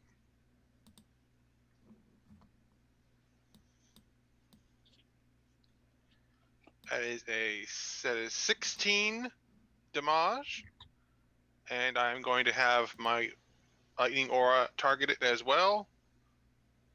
That is a grand total of 20 damage. I rolled a 6 on the lightning damage. I still have to roll the save though. Correct? Yes, potentially 6 damage. And it's what kind of save? Dex of It's 16. 10 on the dice. So how DC much? 16. Okay, so I did not make it. What's the total damage from the lightning? 6. Okay.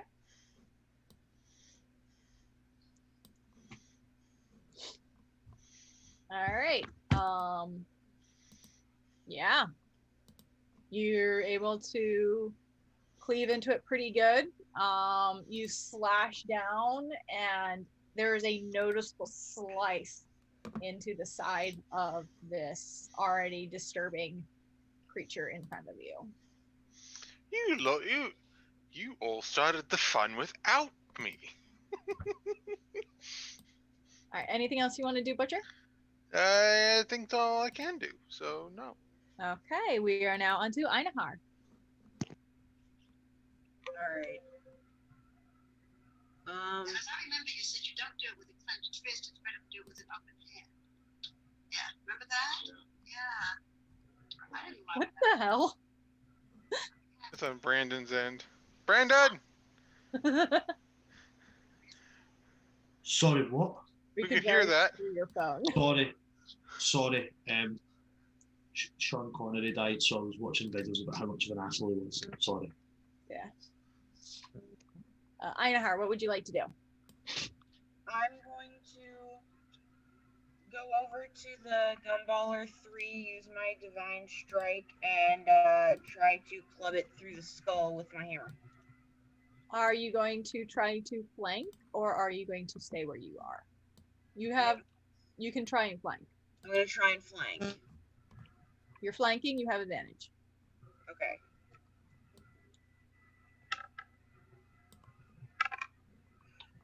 Oh, hey, cool. Natural 10 using a d10, so it's 10 plus 4 bludgeoning damage. What was your roll to hit? Oh. 14. 14 with advantage? Yes. 14 just hits. Yay! All right, so how much was the damage again?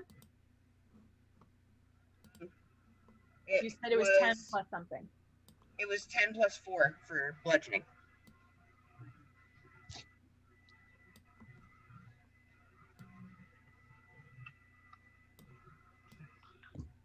Okay. Anything else you would like to do? Nope, just wanted to hit him in the skull with a hammer.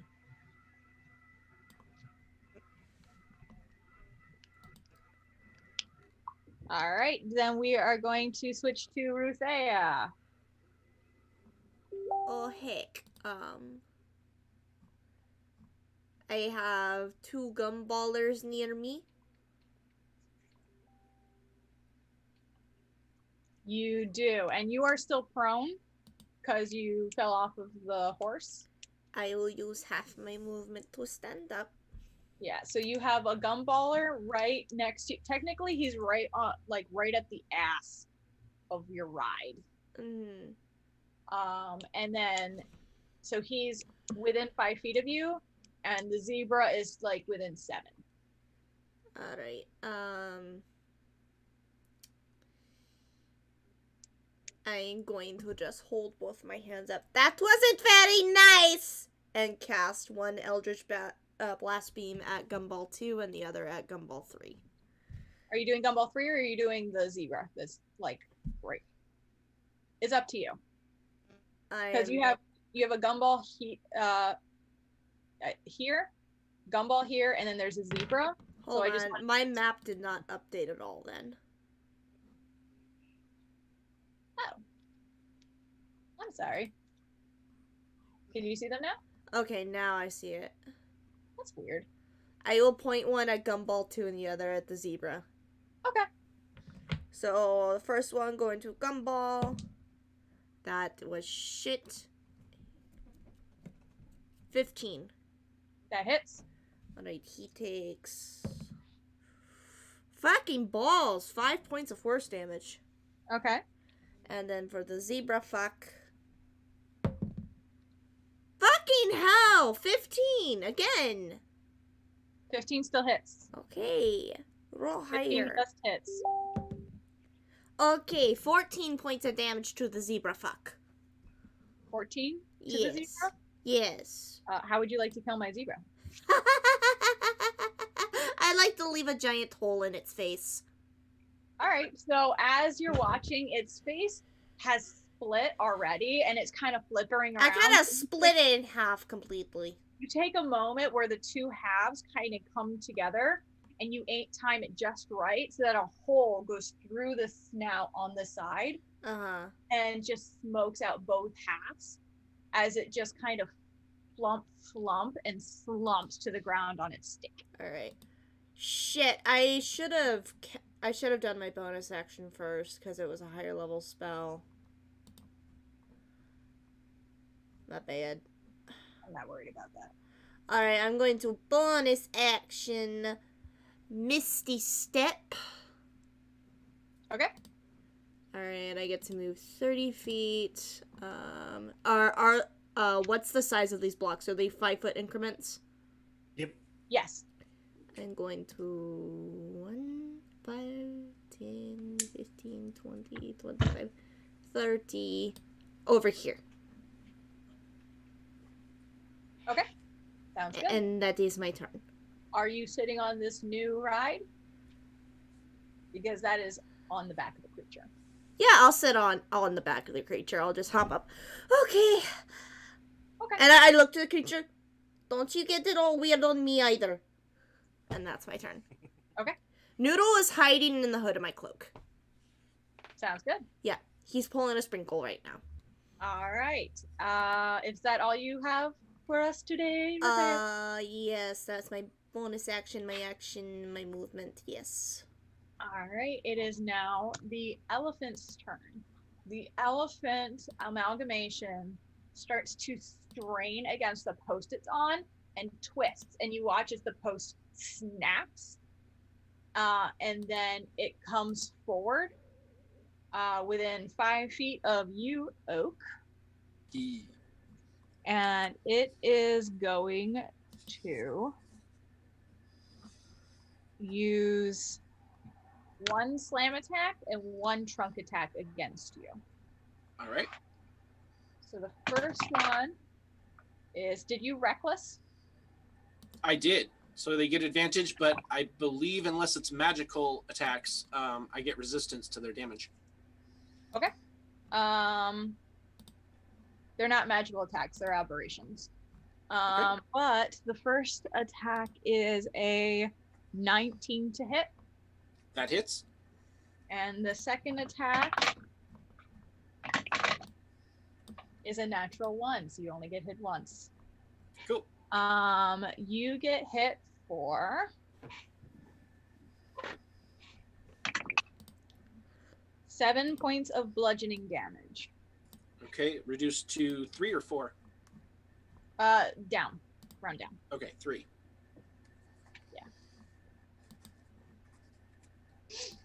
Alright. Yeah, so this giant trunk that had split in half attempts to to smack you, and you just duck out of the way, not realizing it had already lifted its foot, and then it slams its foot into your chest. Ooh. Next, we have the Gumballers' turn. The creepy ass teenagers you cannot seem to get rid of. The first one here is going to run up over here. He actually he's a punk ass kid, so he kind of swaggers up to you, Ian. Of course.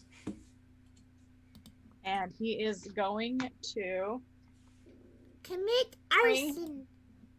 bring his baseball bat. He goes batter up and takes a swing at you. Ooh. Yeah, that's a 22 to hit. Oh, yep, that hit. Yep, that hit. And you take how many different damage dice? Only 5 points of bludgeoning damage. How many? Oh, wait, hold on. Nope, I'm wrong. You take 3 points of piercing damage and 6 points of bludgeoning damage. So 9 altogether? Yes. So as he swings out, it catches you in the chest, and you feel that moment, but then also feel the sticky blood as some of the blades that he's jabbed to his back have slammed and cut into your skin. Since you are on the horse, for the hell of it, make a dex save for me, please. I love 17. when a DM uses that term. For the hell of it? You are able to hold on to the post and keep yourself from flying off of the creature you are sitting on. Little miracles. And he will then use his bonus action to say, "Oh, what? You stay up there like a chicken?" Make a insight check versus his intimidation, which is awful.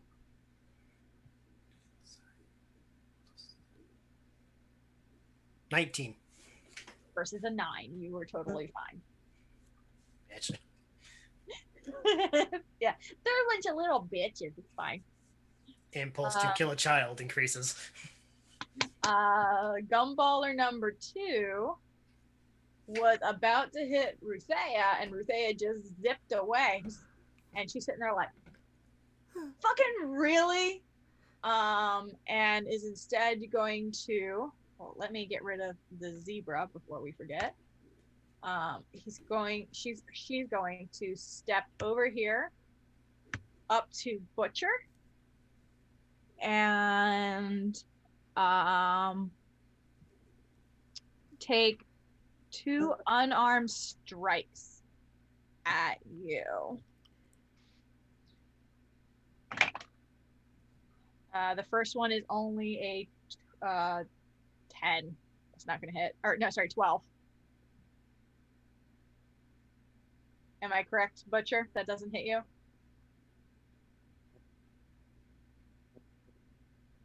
I'm thinking that's correct. Nate? Is Nate still on the call? Let me check. Oh, Yeah, I'm here. he is. Yeah. Hello. Hello. I don't think either of those hit you. A 12 and a 13. No. All right. So this tiny little teenager comes and swings to punch at you twice, and you're able to duck both of them. The third gumballer is currently surrounded and going to split the 2 unarmed strike attacks at each of you.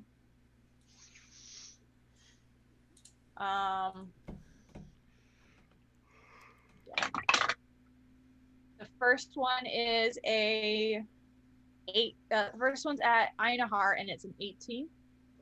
Does that hit you? Yeah. Yes? Yes. Okay. And the second one's at Ripper with only an 8. That is not a hit. Up your mind as to whether you want to help me or not. God damn. All right. So you're He's not hit. only going to take 3 whole points of bludgeoning damage, Einherjar, as this scrappy little child just turns around and punches you right in the gut.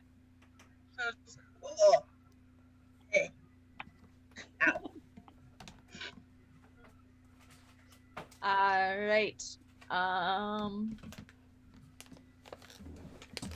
Yeah. And my gun dollars didn't hit. Okay, no one who's actually hit. Okay. So we are back at the top of the round with Ripper. Yay, so I'm going to move around here. So I'm within 5 feet of Einherjar, and I'm also within 5 feet of the Gunballer. Because then I get sneak attack without having to be sneaky. So where you were before is with is flanking, so you would have had sneak attack there, so you would have had advantage. Yeah, where but I need to be. Where you positioned yourself is actually 7 feet away. So only when you're on the top. So here. Yeah, there. Now you're staying within the range of them, so you don't take attack of opportunity, and you still have. But if you stayed where you were standing, you still would have gotten sneak attack on that fucker. Yeah, but I need to be closer to someone else. For my plan to work, I need to be closer to another thing. So that's why. I'll go here. This also works, I guess. Okay. 1. I mean, they're still being the way 2. I treat flanking. You don't have to be directly like across necessarily because they're still being haggard by another person. It's not about flanking. It specifically states that. Oh no, I've read it wrong. I would have been absolutely fine even where I was standing because. Well, for you, sneak attack is as long as somebody else is within 5 feet of the person attacking. So you're I misread that. That. And sneak attack works as long as you have advantage. But you're within 5 feet, so you're still fine for sneak attack. So that I'm sorry in advance. So that is a critical. Okay. Because of you said we were to choose an uncommon. An uncommon item, yeah? Yeah. Awesome. So the uncommon item I chose was a straight razor. When you score a critical hit with a straight razor, you may roll 2 extra sneak attack damage die. You picked the Sweeney Todd razor. Yeah, that's the one that I found. Yeah. So I'm going to roll. How do you do damage? Do you want me to? Will I double the damage dice, or do you want me to roll all the damage and double it? I usually roll the dice and then double that number on that dice. Okay. And add your number after that. Right. Yeah. So that's 1d4. That is a 3 on the dice. So that's 6 plus 5 is 11. Plus I need 1 more d6. That's still not enough. I'll need to roll one of them again, but. Right. 9, 14, 20. So that's 49 damage. All right, so 49 damage. This punk kid comes up that you guys had surrounded, turns to punch Einherjar, and then turns back around to try and punch you, but you've already shifted around to the side. You're no longer there. So when they turn around to see where you went, you take your razor and just slice across, and it cuts the throat open through the trachea, and it just makes this sick, gasping, gurgling noise before falling to the ground dead. So I should ask this, based on the attack, any actions that are based off of that attack roll, would they also benefit from the critical damage? So like My If- whales of the It's dead. whatever dice. So you've made a critical. Any Uh-huh. dice is what gets doubled. So any dice that are subsequent to that attack, I would say attack roll, So Right, if there's okay. like another thing that comes with it, yes, consider that part of the critical. the rest. So I'm going to turn now and look at Gumballer. This isn't an attack roll. This is just something that happens because I use sneak attack. I'm going to turn him within range of Gumballer too, and I'm going to use Whales of the Dead. Okay. So he's going to take. So it's 2d6. That's a 6 and a 3, 9, 18 psychic damage. 18 psychic damage. Alright. Alright. He starts or she, grabs at her head for a little bit and shakes her head and is still up for battle, but has obviously, she's bleeding from her eyes. She's taking the damage. And then I'm going to use a bonus action Okay. to hide. Alright. Roll me your stealth. It's 25 on the stealth roll, 15 plus 10. You feel hidden. feel pretty fucking hidden. Doom, Alright. doom, doom, doom. It is now Ian's turn. Jeez. With where I am, could I lean over to cast Mage Armor on Rutheia, or do I have to actually get off the thing? Rutheia is about 15 feet from you. Okay. So I'd have to hop off the animal? Yeah. Okay. Gonna hop off and move like right next to her to cast Mage Armor. You also have a gumballer right there. Yeah. They'll have an attack of opportunity against you. Just so you're aware. Okay. So you're gonna take that? Yep. Alright, so you step this way. The gumballer takes the attack of opportunity. No. That was an 8. Total. So you're able to easily dodge as Right you, for a sorcerer. I have moments. This dice either rolls like 18s or 4s. I'll take every 4 you get. But there is no in between. Because I have rolled so many 4s Oh, tonight. It's insane. Yeah, so you're able to do that and cast Mage Armor on Rutheia. Rutheia is on the horse, but it's easy enough for you to just tap her. Yeah. So Rutheia, you now have Mage Armor. If she can hear you. What? You now have Mage Armor. Good to know. All right. Anything else you'd like to do? I only moved that far, so You move 10 feet. yeah, I'm thinking like probably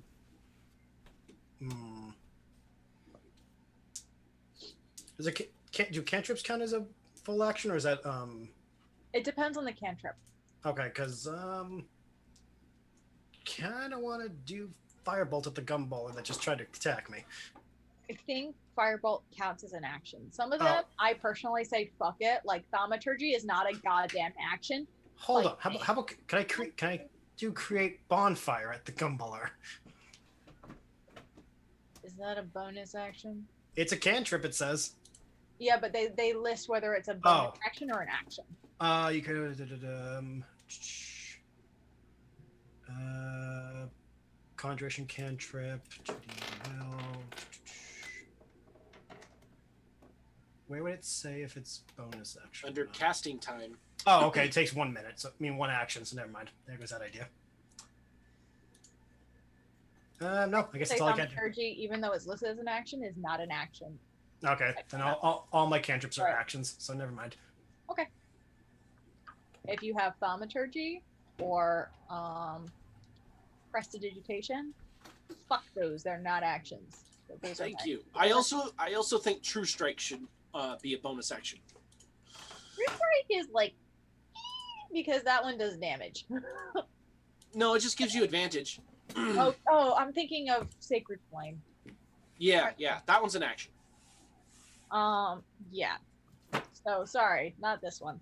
All right. So is that all you're gonna do then? Yeah, that's all I'm gonna do. All right. So we are now on to Oak's turn. I'm going to continue my rage, use a bonus action to cause lightning to come down on the elephant. I can't read it right now. Animalgamation. that word. So dex save 14. And then I'm going to do 2 reckless great weapons attacks. Ooh, max damage on lightning. Does not make a spec save. Okay, so that is 12 lightning damage. I rolled 2 criticals. So You rolled 2 criticals? yeah, because reckless I get advantage. So critical and critical. Yeah. Roll, do it up. Do up the damage. All right, hang on just So a that's moment. 3 criticals for tonight? Or 4 criticals for tonight? 3 in combat, 4 total. Yeah, 3 in combat, 1 was something else. I think it was. I had rolled a nat 20 on a check. Yeah, perception check. All right, so this plus 5, so that's 20. So it's 30 total plus 42 plus 8 is 50. 50 points of slashing damage. How do you want to kill my elephant? I would like to come up from the bottom and bifurcate its head. Its So neck's already pretty bifurcated. Yeah, You exactly. can I just want to further continue. in brain. Yep, I just want to continue it, so it just kind of, and then does that scene in Alien where it just goes. And it does. It does. You go through, you perfectly cleave the brain between the 2 hemispheres through the elephant, and it just falls into a sloppy mess on the ground. Oh, I'm eating good tonight. Anything else you would like to do? Exactly what I just did. Oh, the cackle? Okay. Yeah, and the words. And then I have movement now. Mhm. Let's see, 5. I know you 10. said I reminded you of Alien, but all I think about is the lawyer from 13 Ghosts. Yep, that's where my mind went to. 20, Yep. Wasn't that the guy who played Shaggy too? 25, 30. No, that wasn't the guy who did it. That was the blonde guy. But yes, the guy who played Shaggy from Scooby-Doo was in there. He was Matthew Lillard. Thank you. for the name. He was I'll move there and end my turn. the sketchy janitor guy. Oh, that's who. Okay, yeah. All right, we are up to Butcher's turn. Butcher, what would you like to do? So this little shit in front of me is has taken 2 swings at me and is now bleeding from the eyes. Mm-hmm. I'm a lop off his head. But yeah, she's still standing. I'm a lop off her head. All right. Again, it's you might not necessarily lop off her head because the damage is going to still have to exceed her thing, but you can aim for the neck and throat. But yeah. Yeah. Since she is in my attack range, would he get advantage? Yes. Yay. Because your range is 10 feet, I'm going to say yes. I'm gonna need I swear, if anyone watching this decides to call me out for my DMing skills, it's written in the book that I have final choice. Fight me. Yes. I am glad that I have advantage. The first roll was a 10 total. The second roll was a dirty 20. Yeah, it hits. Okay then. I'm going to use which one is that? I'm going to use great weapon fighting to re-roll one of those die. Okay.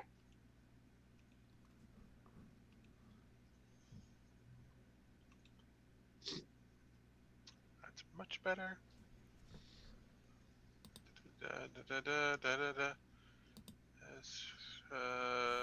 That is 16. Points of damage? 16 points of damage with the greatsword, And then they have to make their dex save for my aura. No, wait. I crossed out the wrong one. Hold on.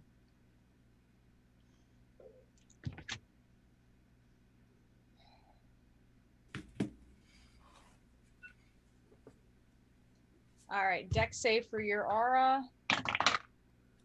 No. That is 5 lightning damage.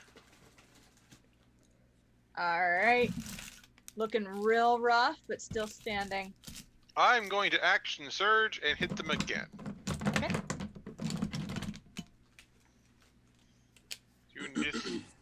This little shit needs to die. I don't think I get to rage hit them again. You can use your bonus action to activate your rage aura again. Well, as long rage stays up as long as you have been hit or have attacked and hit. The only way that goes away is if you do not sustain damage or do not damage in a round. Unless you have persistent rage, in which you can just literally just case angrily in your phone. Yeah, I don't have that yet. But since I did hit, I still get to do so. I did hit, so I still get to do it again. It's a 23 to hit. That hits.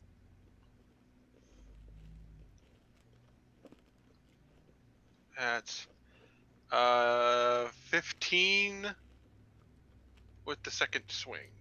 Points of damage? Yep. You manage, so you swing out towards this chick's neck, and she ducks backwards, and it manages to go across her chest, and it gouges deeply. And as she's holding it, she looks up to you, and you take your glaive, and you swing down, and it bisects into the top of her head before she slumps to the ground dead. He'll just to make extra sure, he'll just twist the sword to pull it out, just to make sure he just cracks the head open and pull out the sword. There's a little twitch, little death twitch. Some stimulation twitch. Well. Is that all you'd like to do on your turn? How close can I get to the other gumballer? You've not used any of your movement, right? Yes. All right. 5, 10, 15, 20, 25, 30, 35, 40. She's 40. He's 45 feet away from you. He's 45 feet away from me. I can get 30 feet, so I'm going to head that direction. All right. You can move your character over the direction and squares you want to move. You can use your arrow keys to move them across if you'd like. Okay. And that helps me count, at least. 4, 5, 6. Is that right? 5, 10, 15. You've moved 20 feet. Boop, boop. There you go. Because I don't think I can move through that post in the middle. No, that post is the centerpiece that holds up the thing. Also, on my screen, the elephant amalgamation is still there. You might need to refresh. Possibly. I will do that.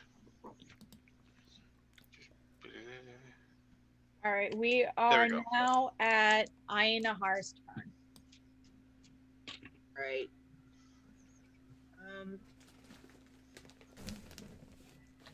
Can I get towards that other gumballer? Yeah, you can move that way. What's your movement speed? 30. 5, 10, 15, 20, 25, 30. You can actually get up to them. All right. I'll actually move you here so you're not sitting on the top of the animal. I'm going to use my warhammer to try to get them in the face, like the whole of the face. Okay. I'm using a divine strike. Okay. So first to hit. Got 15. 15? Yeah. Okay.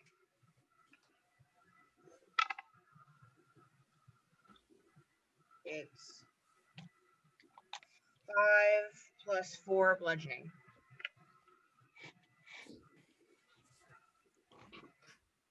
All right. I think I know the math on this one, but I just want to be sure. I was right. All right.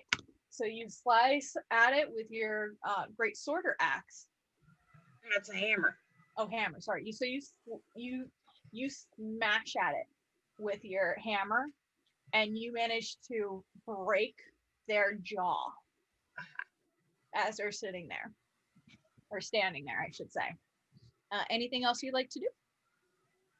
No, I'll just stand at the ready in case they attack you back. Defensive. All right, Rutheia, it is your turn.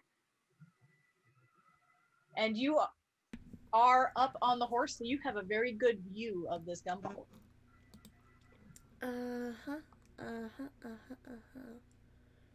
I am going to... Do I want to?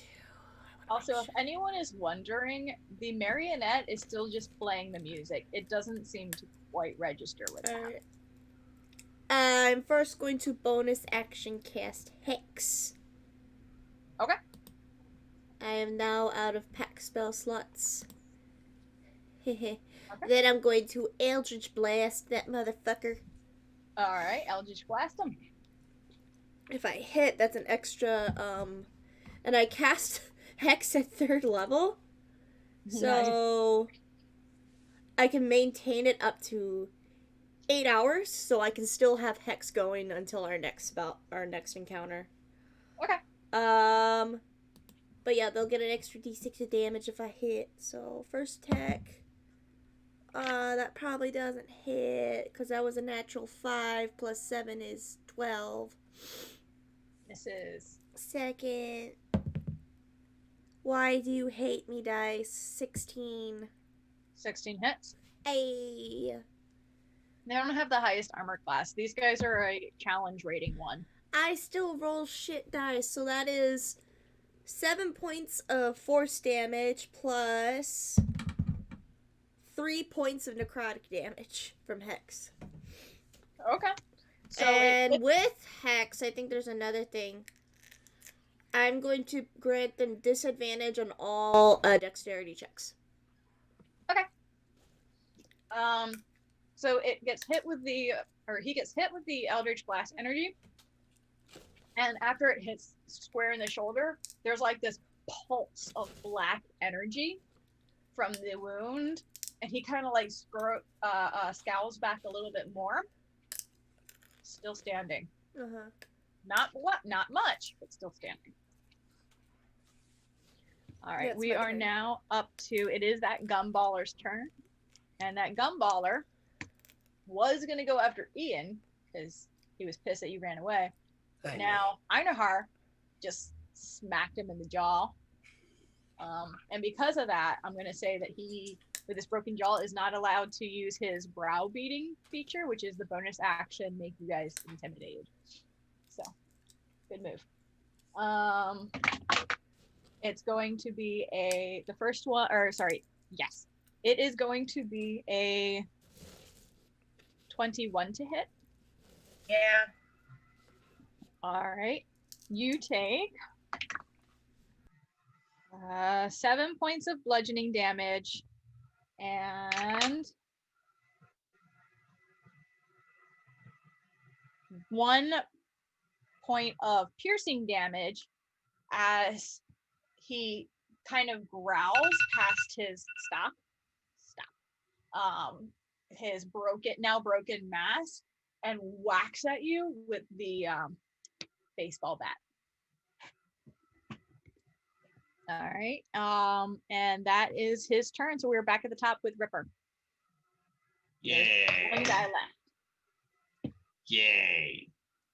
1, 2, 3, 4, 5, 6. Hello, buddy. Einherjar, thank you for staying close. That means I get to go stab. Oh, by the way, before I forget, Einherjar, did you already take damage or no? I mean, I wrote it down. All right, so you actually take an additional 7 points of damage as he gets 1 per turn. It's called cruelty, which lets him deal extra weapon damage to any creature below their maximum hit points. Okay. All right, continue, Ripper. 19 to attack. That hits. Yep, that hits. That's a hit. Awesome. Uno d4. 4 plus 5 is 9. Plus 3 d6s.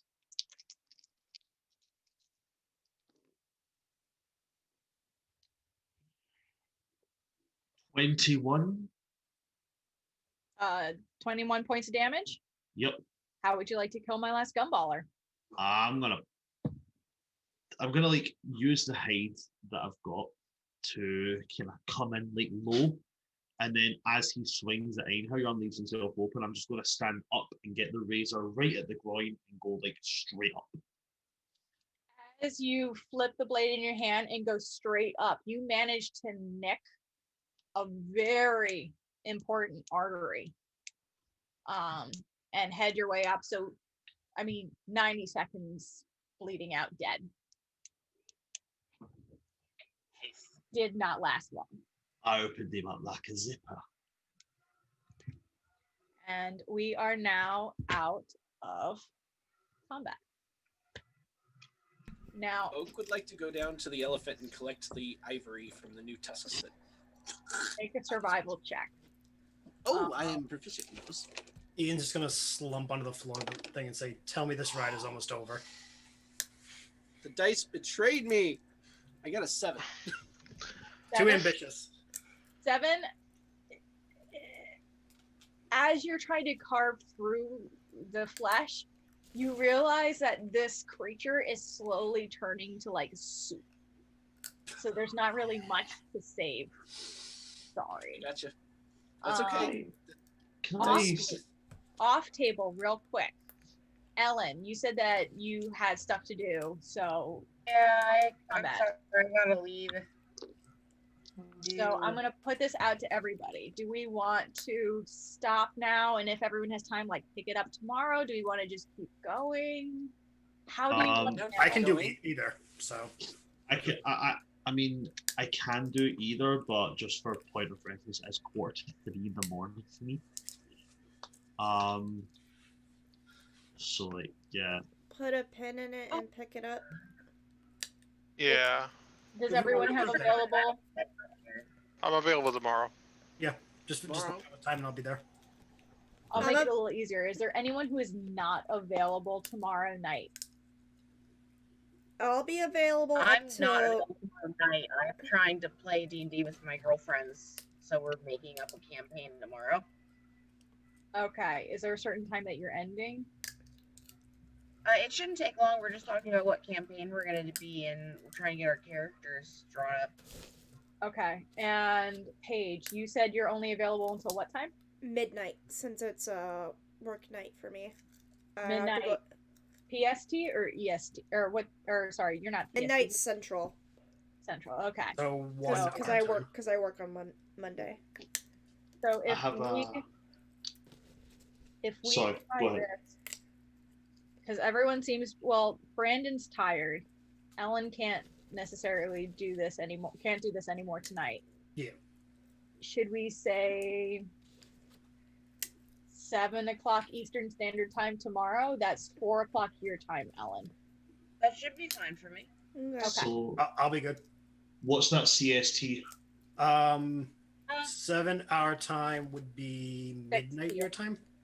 6 CST, and tomorrow's when daylight Savings kicks again. back in, so it'll be midnight from. Yeah. So Okay. That should be I'll fine. talk to you guys That should be tomorrow, and fine. I'll see you at 4. I have a moot tomorrow. I'm leading central prayers for some fellow Satu tomorrow. I need to do go-through responsibilities. But that should finish about 9 p.m. So yeah, I'm good. All right, so I'm glad you guys seem to be enjoying this. I figured that's why I started it as early as I did, that So you much. probably have some time issues. Oh yeah. But I'm glad. Are you enjoying it? Oh yeah. Yeah, Hell I'm loving yes. it. Minus I'm the loving it. creepiness. Yeah, totally enjoying it. I'm enjoying No, it and this the is creepiness. this is everything I wanted for Halloween, and I want to go for another 4 fucking hours. I get to play as Jack the Ripper. Come on. For me, this is. Go ahead. I'm enjoying it. It's just I'm sorry, guys. I spent a lot of my roleplay energy for last night's campaign, so That's I'm fine. dead on roleplay. It's all good. Last night Um, was social turmoil, so it's understandable. Yeah. Yeah. Before we forget, the one thing I did want to do before we kind of stopped was, do any of these guys have anything like knuckle dusters on them? Like What? like iron knuckles? Like brass knuckles? No, they all have. never mind. Actually, you know what? I can show you I figured I would double check it. Just they look like, and when you see what they look like, you will see they don't have very much on them. I'm gonna stop my share of that and share this. Ugh. Ugh. This is what you've been fighting. all right. I'm kind of glad that I slipped. Sometimes they have looks like sharpened rotary blades at the top of the hat. Sometimes they're cat ears. Yeah. I don't feel bad murdering them now. Yeah, I'm kind of glad that I've killed 2 of them now. All right. So all the things you fought these guys. You fought. I already showed you. I didn't even move and I disappeared from the camera. What the fuck? Yeah, I'm gonna bounce, guys. I can feel my eyes dripping. No, yeah, sitting here. Thank you. I'll catch you all later. Have a Have a good night, dude. tomorrow. Have good Ripper will be sleeps. back tomorrow. Yeah. You've fought. This is that little imp thing that was in the Tunnel of Love. Right there. Oh, Casanova. nice. Lot smaller. Huh? Lot smaller than I expected. Yeah, they're outright described as being imp-like creatures. And they are small fiends. So they're basically this campaign's version of an imp. Oh, okay. They're the anti-Cupid. Exactly. That's Yeah. 100% what they are. They actually, their attacks are weird love arrow or broken heart arrow or love tap. So they are Cupids, basically. What else have you guys fought? Well, you've seen, I might as well show you guys some of the pictures I saved on my computer of these creatures. The marionettes. We have not yet chosen to fuck with. Well, Oak wanted to, but she couldn't reach. Yeah, I couldn't get there in time. Eh. HECKNA. I have way too many fucking folders. Alright. Yeah, I know that feeling. Alright. So this is not the largest picture because I had to screenshot it from the manual. But the marionettes are kind of like this. Ugh. Yup. Very much reason why I was afraid of them. Yep. Yep. Yep. Arrogance. That brings Markiplier feelings to me, like, no. And so there's the revelers, and then there's the creatures that seem like they've been there for a very long time. They are called thralls.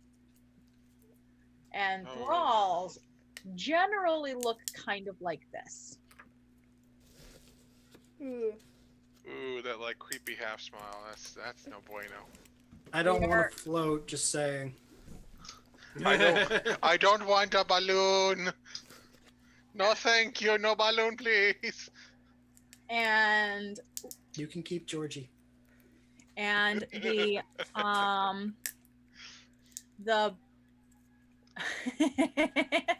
so the thing in the dunk tank is called an Arms of Plenty. Ooh. There was no image for it, So I made my own, or I found a picture I used as the reference photo for it, because it's kind of Kraken-like, but it's like a bunch of tentacles and a very toothy mouth.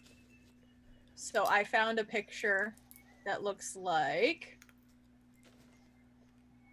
that. Oh, nice. But just on a smaller scale. On a smaller, well, not necessarily. See, my brain is going to Dianagas from Star Wars, and I don't like it. You kinda. You did not stick your head in the tank. I'm just saying. I was not about to stick my... Look, I may have an intelligence of 11, but I'm not that dumb. You saw the top of the water. You did not look in. That's all I'm gonna say. Yeah. And like, then like the bitch running that stand kind of looks a little bit like that. Ooh. Nice. So. And then there's a lot of people who walk around kind of like this because, yeah. That was amazing. Mm-hmm. So I'm glad you guys had fun. I'm going to cut off the YouTube stream, so if anyone's watching on YouTube, which I doubt, but it's fine. Thank you for watching. If you decide to watch this later, thank you for watching. I hope you enjoyed the chaos, and I hope none of you suffer severe nightmares. We're not responsible for your therapy. Exactly. But yeah, thanks for joining us, and enjoy the rest of your Halloween. Good Yes. night. Bye. And I'm gonna cut her off on Twitch here. We only have one viewer. I think it's just Kitsune. But thank everybody for watching. I'll have this uploaded on YouTube later this week. We will be back again tomorrow night to finish the rest of HECKNA. Other than that, have a spooky Halloween. Bye, everybody. Bye. Happy Halloween!